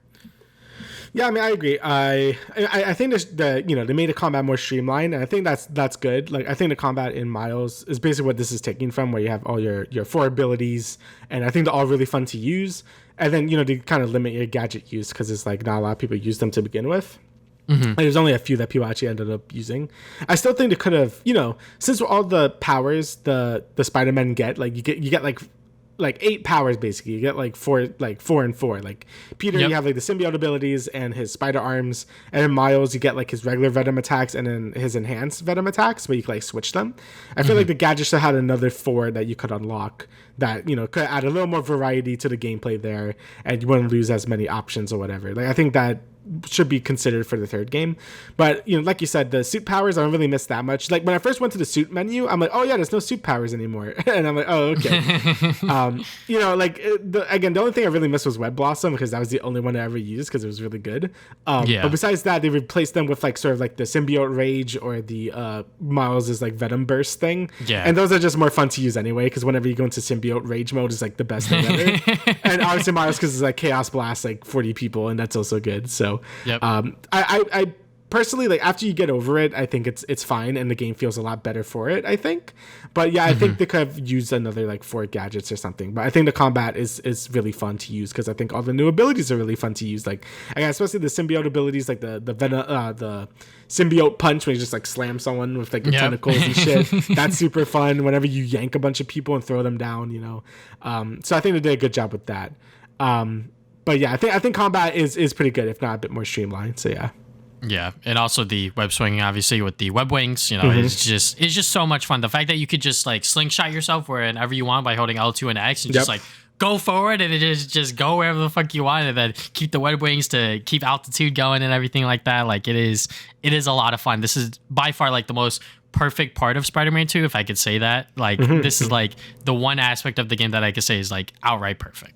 I agree. Like, I know there's some people that still like Spider-Man 2 PS2 purists, where they think that's still the best web swinging, and maybe compared to 2018, because I guess like there's more weight and stuff. But if you turn down the swing assist and like you just like kind of go, I think Spider-Man feels like he has enough weight to him. Like, you go very fucking fast, especially with the web wings, and you could just like go across the city like wherever you want, and it's insane. Like, I think the web wings aren't. I see some people say that like the too overpowered or whatever, but I don't really think so. I think if you combine them with swinging, and you could do your 2 movement abilities also in the sky, you could do like a jump and a dash. Like, I think I combined all of them when I was playing. So I would swing to gain speed.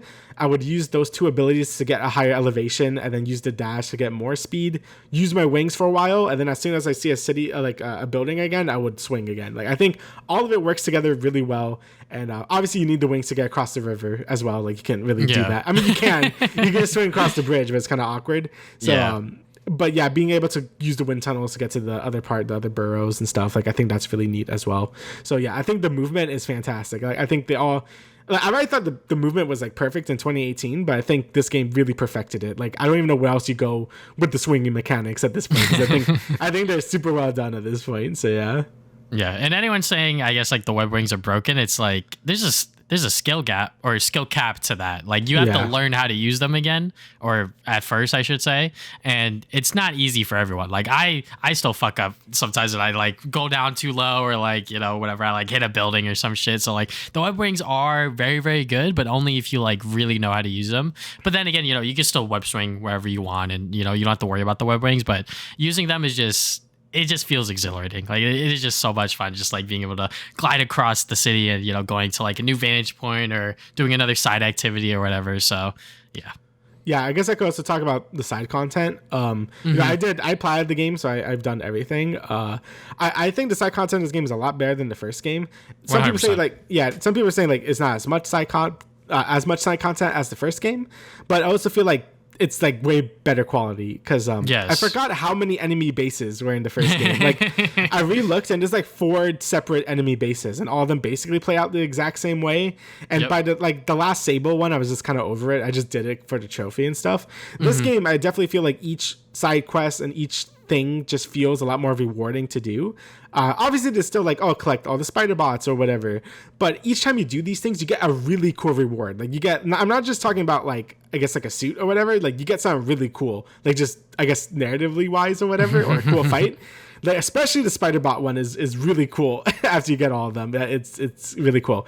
The Mysteriums, you get like a really cool boss fight with Mysterio, obviously, and stuff, like things like happen. And it's just so cool. Like they go full Far From Home with the stuff with that fight, and it's really cool. And like I said, I think the quality of them are just like really good. You get more story beats and stuff, like we'll talk about with one certain side quest, which I honestly think should have just been a main quest at that point, because of like how like crazy it is. But Yeah, I think all the side content is a lot better. Again, it's not as much, but I think the quality is a lot better. Even with the friendly neighborhood Spider-Man app things, like I think those are just like so much better as well. Like especially the one with Howard, that one was really good. I really like that one a lot. People were talking about that on Twitter, and like yeah, that was a great one as well. So yeah, I think the side content is leagues above the first game's side content. So that's good because that was sort of my main complaint was, the first game felt very checklisty with all the stuff you had to do. It's like okay, I need to do this, I need to do that and stuff, and it kind of got a bit tiring towards the end game because it's like I'm just doing the same thing over and over. I think this game's side content is a lot better just because it's more focused. I feel the same way about the main missions as well. Like I think like all the main missions are super fun to do. They feel very memorable, especially like the Black Cat one was amazing. Like just going through like the time, like the portals and shit. Like they really flexing their riff apart skills right there. Super cool mission. I think all the set pieces were fantastic in this game. Way better than the first game's like set pieces, I feel. So yeah, I think they nailed all the mission designs and stuff. It was all really good. Yeah, I mean, I haven't played all of the side content. That's why Damien's sort of like tiptoeing around it to not spoil it for me. But yeah, I mean, I could just tell just like by people's enthusiasm on Twitter and just like by from the side missions that I already played, like they actually have like cutscenes and like actual story beats that like relate to the overall plot and sort of add to the game, which is what side missions should do. It shouldn't just be like some like random fetch quest or whatever and sort of, just be like a thing that you need to check off, if you will. Because, I still haven't 100%ed Spider-Man on the PlayStation 5, like the remaster, just because you have to go through every single area and do like random crimes. Like you have to check that off, and I'm like, that is so stupid. And that's not in this game. But yeah, pretty much the game starts off and you have like the Sandman memories, and that is like a really great collectible in my opinion because it just shows like the ramifications of the set piece in the beginning, but also it just gives you another collectible to look out for that ties into the Sandman character. So just like really, really great stuff. I really like that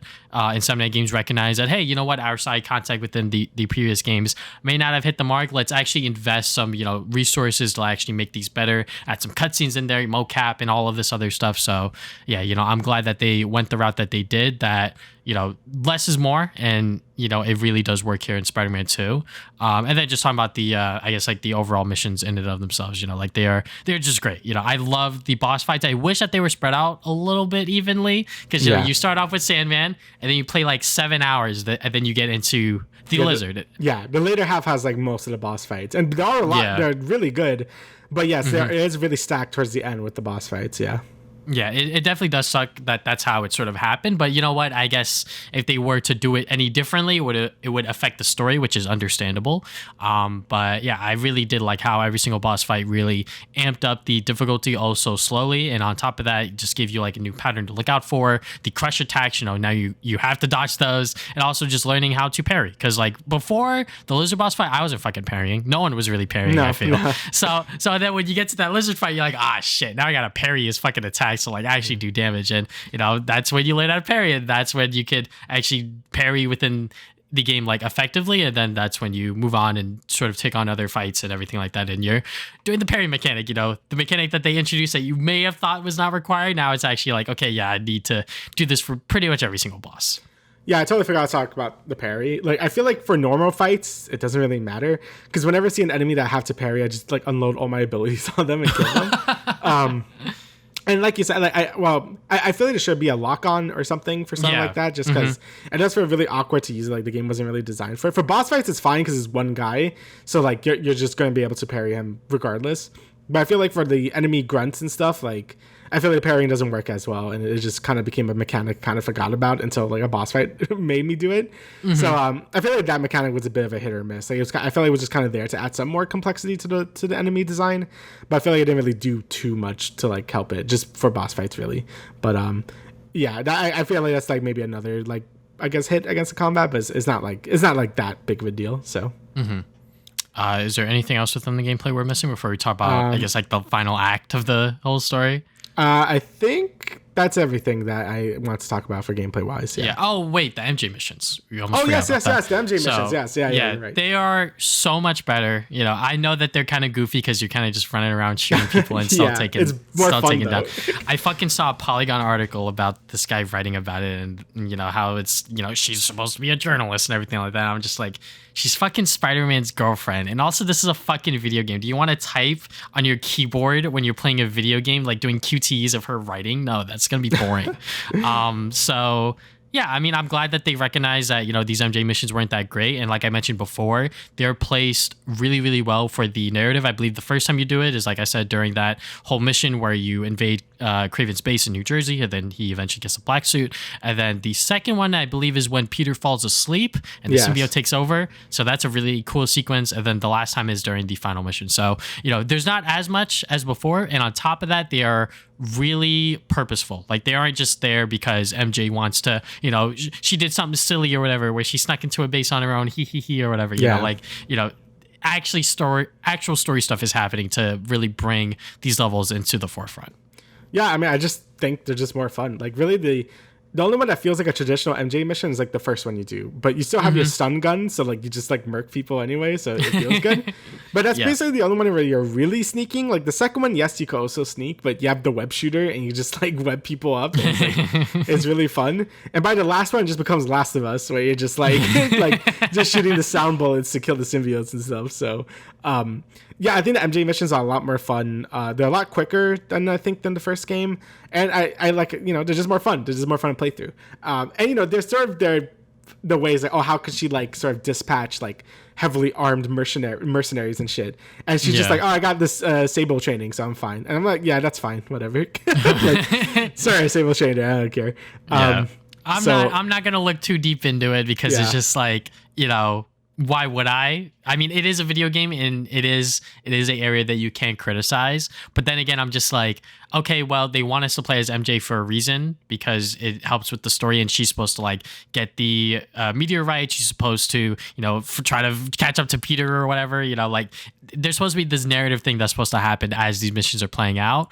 Now, is it kind of ridiculous that she's able to just walk through this whole symbiote base and not die? Okay, a little, but at the same time, I'm not gonna, you know, too much nitpick about it, because it does play into the narrative and sort of makes it all work, in my opinion. Yeah. So I think that they were done pretty well. Same thing with like the Peter segments as well. Now, I know some people say, I want to play as Spider-Man, but I feel like, you know, you can't tell a good Spider-Man story without like Peter or like dual life stuff. Like I feel like you kind of miss the whole point about Spider-Man if you don't do that. Like if you're just Spider-Man the whole time, like again, you're kind of missing the whole other point of Spider-Man. And I feel like all the actual Peter segments were good as well. Like, you know, obviously him with Harry with the base with the school, you know, them in Coney Island. Like I think all these Peter segments were really well done, and like, you know, I didn't mind them at all. I thought they were all like great. So so all the non-Spider-Man stuff I think is a lot better than the first game's non-Spider-Man stuff. So mostly because they don't feel like they're forced in like the first game was. So yeah, they actually have like a narrative purpose to them, which I think is a lot better than before. I mean, you know, some of them did with the whole MJ being hostage, and then you sort of telling Peter where to like take guys out or whatever. But for the most part, most of them were kind of just like, oh, she got like this one piece of information that could have been told in like a single cutscene instead of like a whole flashback sequence where you go back and like play it as MJ. But yeah, I mean, do you want to talk about the flame missions before we talk about the ending? Or yeah, let's talk about the flame mission. So yeah, this is one of the side, if you're not interested in doing any of the side content or whatever, I definitely feel like this is one that you should do, because it kind of sets up a new old villain. It sets up Carnage. so basically it starts with like the flame cult. So I'm not too sure when, because, you know, my canon of Carnage is like him being serial killer and stuff, right? So I don't know if what comic did where he becomes a cult leader, but it kind of matches too, so that's fine. But I really thought like this is a random thing that just happens. It's some random flame cult. I'm like, okay. Obviously you follow up with Yuri and stuff, and that's really cool to see, because it's interesting. You know, Peter and Yuri had a whole thing in the first game, so it was really cool to see them sort of like continue that in this. And then we see the flame. It didn't connect to my brain immediately. As soon as my brother saw the flame in the first mission, he's like, oh, yo, that's Carnage. I'm like, wait, what? How do you know? He's like, yeah, it's a white red haired guy. Like, who else is gonna be? I'm like, oh, and it took me to the second mission to be like, oh yeah, that is Carnage. So yeah, it took me to the last. I'll be honest. There's a book in the second mission that just like shows Carnage. So I'm like, oh, it's Carnage. Oh, okay. Yeah. No, I guess I missed that. I don't know. That'd be stupid. But yeah, I mean, like, those were great missions, not just because of, obviously, it introduces Carnage for a potential DLC or a future game or whatever, but it also just has Yuri back in the fold and sort of her new sort of identity as Wraith, and you as Peter trying to help her out with that, you know, try to stop this cult that's going on, but at the same time be like, hey, you know, let's like not kill people, try to not kill people. You know, you were a cop before, right? So, but yeah, I mean, I just love that, you know, this is like a great example of like the side missions just being like a lot more fleshed out. You know, they aren't doing anything crazy gameplay wise, you know, like the boss fight with Wraith is definitely something that you will be familiar with if you got into the other boss fights before her. But you know, that is sort of like a nice good practice to sort of like learn how to parry and sort of learn how to dodge the boss fight attacks and whatnot. But yeah, the fact that they are hinting at Carnage at all is like kind of crazy. You know, just dropping Cletus Cassidy as the one of the aliases was kind of funny. I was like, oh, okay. Yeah, no, they are trying to like let you know that, hey, you know what? He's Carnage. Yeah, I mean, he did say the line about, you know, starting Carnage or whatever. Yeah, whatever. So yeah, you know, great set of missions. Yeah, I don't know why the symbiote turned red when he hold it, but you know, whatever. We gotta make it Carnage. So, but yeah, I really liked the whole mission. Like, I thought the boss fight with Wraith was really good as well. Again, they didn't have to put all this production value in like side content, but they did, and it ended up really good. And you know, it's really good to see Yuri and well, you know, not Yuri the voice actor, but Yuri, like him and Peter, like, you know, her and Peter be like, you know, sort of like settle it out. Like, obviously they're still not like best of terms, but like it's gonna be cool to see her in whatever future game they have to deal with Carnage and stuff. And I hope Carnage isn't like super relegated to side content. Like, I do want to see him either be like a main villain for a DLC, a spin-off game, or for whatever, like maybe he's like a first half villain for the third game or something, because you know, I want Carnage to be in something that's like big, good, right? Yeah, because every time he shows up, like, he's so hype, and then he just shows up in something that's shit, or like he gets like only like a few seconds of like screen time and that's it. Like honestly, the biggest role I think I've seen him in was in like the 90s cartoon. That's kind of like where I was most familiar with Carnage. But even in like things like Ultimate Spider-Man, like the game, he's relegated to like the last like bit of that game. Shattered Dimensions, he's in one level. Like, you know, he's not like, he doesn't show up a lot. And then he showed up in Let There Be Carnage, and that movie was like kind of ass, right? So yeah, so it's gonna be good to see him in something that's like really good. So I really hope to do him justice, because I really want to see Carnage in something good. So. Yeah, something good as of recent, anyways. Yes, as of recent, yes, yeah. But yeah, you know, let's get into, I guess, the third act as a whole. Sort of after Harry gets the symbiote, and sort of what this whole act has in story, because I feel like that this is where a lot of people lose sort of interest within the story, or not interest, but sort of see the problems with the story. Yeah, I mean, like, a lot of shit starts to happen. So obviously, you know, Venom is taking over the world, because, you know, that's sort of like how he views that he will heal the world by turning everyone into symbiotes. And it's very fast paced with sort of how Miles and Peter have to sort of figure out like a device that can hurt them, and then you know, you save Rio Morales and Genki, and, you know, they have that little moment with them, and then, you know, it just sort of ramps up. It really, really, really goes fast. And I wonder if there was a possibility of adding maybe like one or two more missions in there to make it more streamlined, because you also have like moments with like Miles like going back and forth, like trying to also like save Haley, and like, you know, having to go back to Peter to go and catch up with him as Peter's already going into the fucking symbiote base, which, you know, caused a whole thing there. But I mean, what do you think of the third act, Damian? Yeah, I did not expect them to go like this route. I did not expect a full web of shadows. I was literally like, holy shit, right? We're doing web of shadows? Like, okay. So yeah, I did not expect that like at all. I thought it was gonna be more of a personal story with like Venom and stuff with Harry. But yeah, as soon as I saw him making other symbiotes, I'm like, what the fuck? I'm like, okay. So yeah, that was insane. I do agree with a lot of other people that I do think it is a bit too fast paced. Like, I feel like a story like this almost feel like it requires its own game to tell, because it's like how massive the scope is and shit. I was predicting like if they were gonna do something like a symbiote end of world scenario, it would be like its own game, like because I feel like it needs it because there's like so much going on.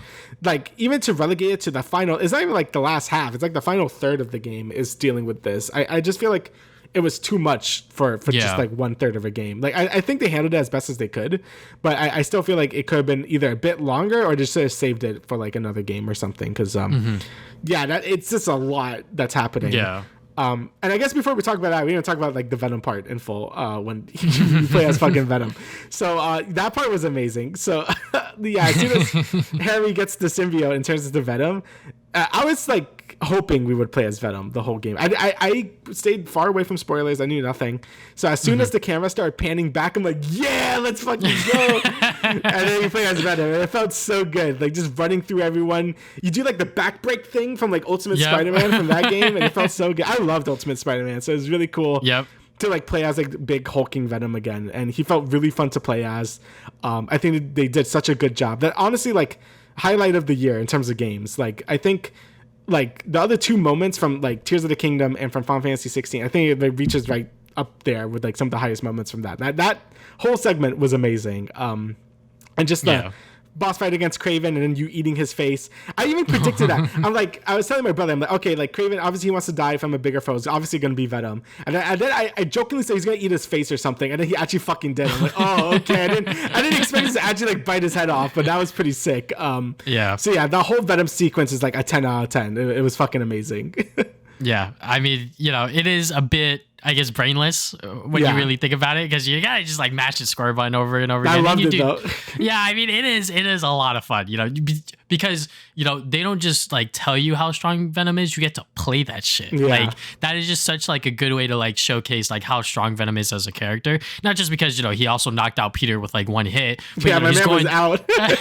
he fucking went through this whole army up to Oscorp Tower, into the Hunters, into defeating Kraven easily. It's like, okay, yeah, like Venom is a force to be reckoned with, just like with Kraven before. So yeah, that mission was just so good. And that whole sequence in May's house with Harry being like, you look tense. I was like, oh my god, this guy's being an asshole. And then obviously leading up to that whole Scream boss fight, which I think no one saw coming. No, what the fuck? I like Scream. No one saw coming. I mean, like people were making jokes that MJ might have been Venom, but like this, like that shit was crazy. And to those people on YouTube that are fucking spoiling Scream in the game through your YouTube thumbnails, fuck you, actually, because I've seen people do like compilations of like all of the boss fights, and she's in the fucking thumbnail, and I'm like, you're an asshole. You should have put that there. Yeah. But yeah, I mean, just having that whole fight as like a way to like have Peter and MJ rebuild their relationship was so good, because like domestic, like as last time I would say, this is what I hear every night when I come home. Like, like obviously like MJ wasn't like bringing it up because of everything that was going on with the story. So for them to like have like, I guess like this boss fight to like really like figure it out was so good. It was like such a genius way to also have like the player engage with it in terms of gameplay, but also like listen in and sort of hear like what MJ is feeling and how Peter sort of reacts to that information, because it's like, okay, yeah, like I can see where MJ is coming from, where it's like, she sort of feels secondary to Peter as a whole in this relationship. And I'm like, okay, yeah, like that is like a fair thing to feel, because I mean, he is Spider-Man at the end of the day, and sort of like his problems are I guess how she felt bigger than hers, but Peter was like, no, that's not how it's supposed to be. I'm sorry if you felt that way, and everything like that. So, it's just a great boss fight. Another one of my favorites from the game. Yeah, it was really good. But yeah, besides all the hype stuff, yeah, I do agree that it was a bit too fast paced. Like I think it's a lot to deal with, and like how the world basically like ends in like 2 days, and then it's like, oh well, back to normal again. I do think it is a bit too fast paced. Like I do like what they were going for, and I still think it's like better than something like Web of Shadows, because like the Peter in that game like sucked and I hated him. At least this game has like a good Peter, and like the game clip, like the gameplay is actually good. Sorry, Web of Shadow fans, I didn't like Web of Shadows very much, but I always really like the idea of the symbiote takeover like that and stuff. And I know you said it's really based off one of the other comic, right? Yeah, to a certain extent. Sort of like Null is sort of like where like that spiral comes from. He's like the symbiote god or whatever. So I was like, they're not gonna bring his ass in, right? Because that would be a little bit too much. Because like you said, it really is only like the last act of this game, like 1/3 of it, and I think if they really wanted to like go all out with it, they really should have saved it for like another game or even like a bigger DLC piece. But they did what they had to do with this last act, and I think it worked fine. But yeah, it was just crazy when I saw him fucking pop the wings. I was like, holy shit, like they're actually taking a lot of things from the comics and implementing it into here, which like I think is great, just because like I feel like a lot of I guess like game studios that work on like superhero stuff, they feel like they have to pull from the movies. They always feel like they have to. Like the fucking Avengers game did that like so much, where it looked like the actors to a certain extent. And then with this game where it's like, okay, yeah, we are pulling some things from the movies obviously, but then pulling stuff from the comics is even crazier because not a lot of people are going to read those. Yeah, that's what really surprised me about this game, like I said earlier, where it's like I'm surprised how much they pulled from the comics and like how I feel like the game has a lot more identity because of that. Like it doesn't feel like, oh, this is just like another like movie trilogy, like kind of, you know what I mean? Like no, it really feels like different because it goes places and like I did not expect. So yeah, so the third act goes like fucking insane. So yeah. What'd you think of the final boss? Because I saw some people complain about the fact that there was never like a fight with Venom and both Spider-Man in it. It was just you guys taking turns. I do think that it was a bit weird that Miles and Peter didn't fight him at the same time for like the final health bar or something. Because that definitely felt kind of weird because a lot of promotional material did show both of them fighting him together. I think it would have been a nice way to show like, both of them coming together at the end to defeat this big villain and stuff. So I do think that felt kind of a missed opportunity. I also felt like the first phase of the Venom fight was better when you were fighting him in the high school and stuff. Like I thought that was really good. Mm-hmm. And then also he felt like way harder. Like when you're fighting him as Miles, I felt like he was just like fucking dying at that point. Like, really? Felt like, yeah. I don't know. I felt like the second phase was like a lot easier than the first phase. Maybe it's because you did all the side activities beforehand. I don't know. The second phase was kicking my ass. Oh, really? I mean, some of these bosses seemed like pretty brutal if you weren't like leveling up shit. Yeah. So yeah. As someone who kind of blitzed through most of these story, I was like, okay, yeah, like some of these bosses were definitely kicking my ass, especially during that final phase when I was Miles, because I was just like, I don't know, when he's like in the air, I didn't realize that I had to like dodge everything because I was so used to like parrying stuff. Yeah. I was like, oh yeah, I can't parry fucking projectiles. I'm stupid. What am I doing? Yeah, I kind of just like hit him. So yeah, I had everything unlocked at that point. So yeah, I was just kind of beating the shit out of him. I feel like the first phase of like when I was like Peter fighting him was kind of was a bit harder. But yeah, I thought the boss fight was still like good in general. Like I thought it was a really good fight. All the fights in this game were really good. I do wish like the final like health bar was them fighting him together. Like I felt like that would really been like a cool moment. But they did what they did, and I still think it ended up being a good boss fight at the end. Yeah, I think that is definitely like a warranted complaint to be like, hey, like we never had like a boss fight where it was like both of you guys, like switching off of each other. You play as Peter for like the first half of the health bar, you play as Miles for the second. I think that was definitely like a missed opportunity. You do get that, I guess, like QT where you're fucking mashing the square button at the end, but that's not the save. I pretty much forgot about that because when I was looking at my footage, I was like, oh yeah, I did do that at the end. But yeah, I think that for what it was for this ending, I think it was fine. Like you said, it probably could have been expanded a lot more because they sort of went fast paced with everything. But one last thing before we talk about, I guess, like the ending as a whole, what'd you think of Miles' suit? his drip. So like, okay, I agree with a lot of other people. I mean, I'm not as harsh about it. I think it just needs some tweaking. Obviously the hair, like I agree, like I know what they're going for with the hair. Like a lot of other spider people, like they don't like, they have their hair sticking out and it's fine. I just feel like it does feel like it's no clipping off his mask. Like it doesn't like look great. Honestly, I think he should just get the top back and just put the hood up, like do a Spider-Gwen, just have the hood up. I also get the blue, like I get it because it's like his electric powers and stuff. I really like the alternate color where it's like all red and black and like the tiny little stripes are blue. Like that one alternate color scheme, I think is perfect for like that suit, and that's basically what I would prefer. So just put his hood up, cover his hair, and just make it more the black and red. Because that's why I associate Miles with. I feel like the blue is too overpowering. Like I feel like his color scheme is black and red, and I feel like the little bits of blue just add a bit to it. But it shouldn't be like his whole thing, Yeah. But besides that, I think it's fine. Like obviously I know like the sneakers and stuff, I think it's fine. I know some people don't like that either, but I think just with a little tweaking it could look really good. But I think as of is right now, I'm not like the biggest fan of it. So yeah, it's kind of dog shit. I'll be honest. Did not like it. I was like, oh, this is a final suit that I got to go into the last fight with. Jesus. Yeah. But yeah, I guess we'll talk about the ending and sort of like what they're teasing for what's to come. So first Peter retires. I mean, or kind of retires kind of thing. He's like, can I just like stay home, Miles? And Miles is like, look, I got it. I got all of it. I was like, okay, okay. You know what? Miles is feeling himself. I mean, you know, after everything he's been through within this game, you know, helping Peter save his life literally multiple times within this game. I think he saved his life like 3-4 times or some shit. You know, like he's obviously more than capable of handling himself. Maybe he's not as smart as Peter, but you know, he knows what he's doing. And you know, this might have snuck up on some people, but I think it was sort of like alluded to for a while, just because like, you know, I think when he first got the job at the Emily May Foundation, I think he was going to try to pass on the torch to Miles anyways, but obviously a bunch of shit happened that, you know, sort of prevented from that talk to happen. So, you know, Peter obviously fumbles over that conversation at first. He's like, I've been trying to talk to you, but I couldn't talk to you. And he's like, look, man, I got it. Don't worry about it. So, you know, I think that this is like a fine transition to see exactly where this universe goes from here. Yeah, I agree. Like, I think it was pretty built up throughout most of the game that he wants to like sort of like step down or like maybe take it slower with Spider-Man. Like, I don't think he's fully retired. Like, if Miles is in like deep shit, he's probably still gonna help him.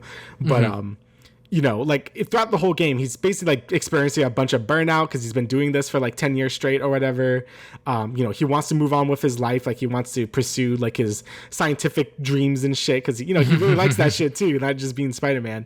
So I think throughout the whole game, you see him really like burnt out and stuff. And, you know, I think when people say, oh, snuck up on them and stuff, like, I don't know. I felt like it was told pretty explicitly that Peter wants to step down and like sort of do his own thing, you know, like kind of explore other parts of his life, while Miles is like, yeah, I can handle being Spider-Man by himself now. So I think that stuff was done pretty well. You know, there's a lot of games that don't handle the passing down the torch very well. I know Bayonetta 3 is like a big one for a lot of people, but I do think this game passing down the torch, I think ended up pretty well. So yeah. So also I think the thing with Harry, I definitely think he still has Venom in him, and I'm gonna put it for one reason. When Martin Lee was you know in Spider-Man's head, in Peter's head, he was basically saying like the symbiote is always in you if it like had that much of a connection with you, right? So I definitely think the Venom symbiote is still like in Harry, like somewhere, like deep in him, just like how like Peter still had some of it in him because they were just attached to him for so long. And Venom was even worse. Like Harry with Venom was even worse. Like he was with him for a very long time. So I definitely think Venom is still in him, and we're gonna see something with that.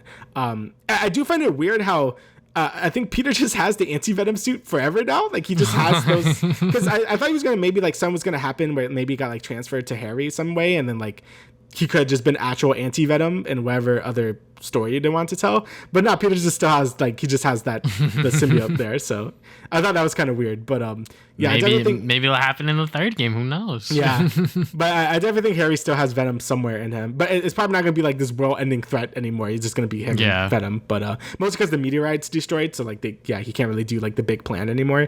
But I 100% still think Venom is in Harry. So yeah.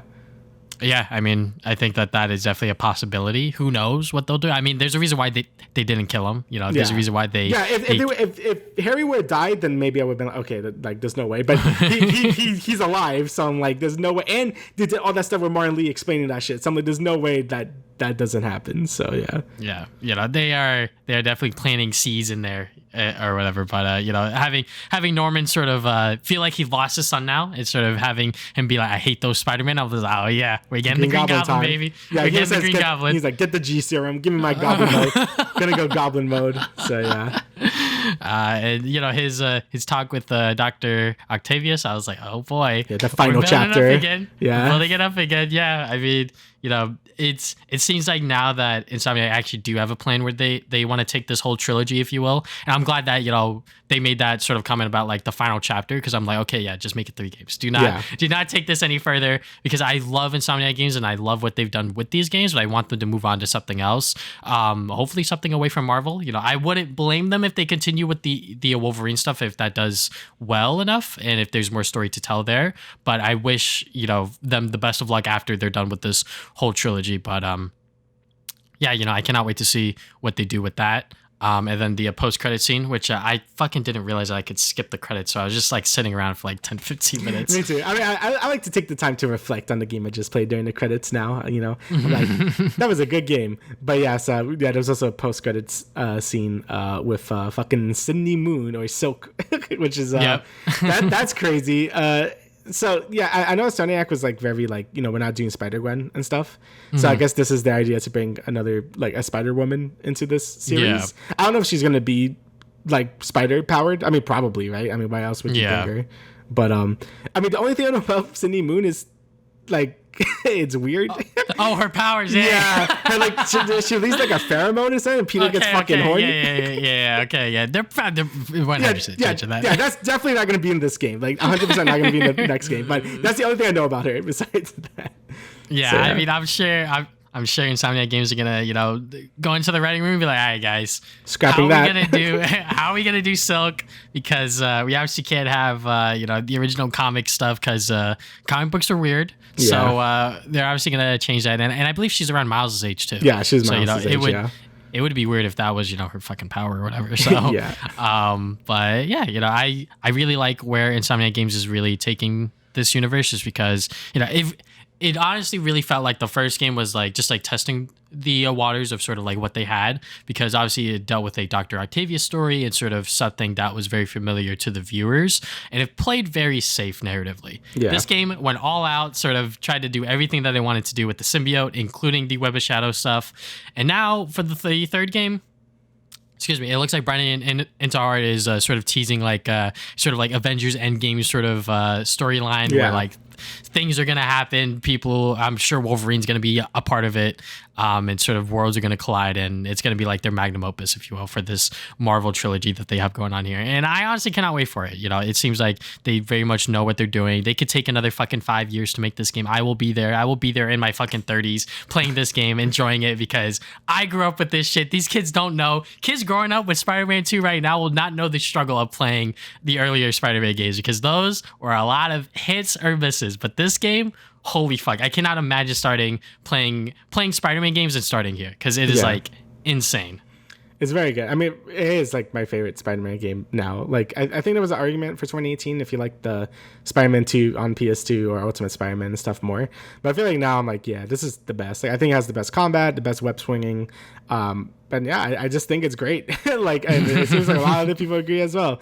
Again, is it like the perfect? Like, no, there's some issues, like maybe like with some story stuff. But I think it's probably the best Spider-Man game out there, and whatever Insomniac is cooking for the third one, I am very excited. And like you said, I hope it does end in a trilogy. Like, I don't know if they want to do like a whole spin-off where Miles and he does his own thing, if they want to keep doing Spider-Man stuff. But I feel like in terms of Peter, like I'll be okay with it ending with a third game, and so for Insomniac doing if their own IP, or just keep making Ratchet and Clank, please, because like don't take that away from me. But yeah, I am really curious about Insomniac's future. They're going to continue taking Marvel properties, or if they're going to invest into another new IP again. But like I said, never get rid of Ratchet and Clank. That's your bread and butter. Don't get it right. Don't take it away from me. So yeah. Super great game. And again, I really can't commend Insomniac enough with the output with the PS5 has been insane. With I know technically Miles was a PS4 and PS5 game, but I count it more as a PS5 game anyway. So like you had Miles, then Ratchet, and now Spider-Man 2, and then Wolverine. Like, the PS5 has been their generation and their console, and I'm happy to see them gain so much love, because I've always loved them. So now I'm happy everyone else does now. There's like, I'm a fucking OG. I am an OG. Okay, I'm not like an OG. I haven't been with Spyro, but Ratchet 1, yes, I've been there since Ratchet 1, so yes.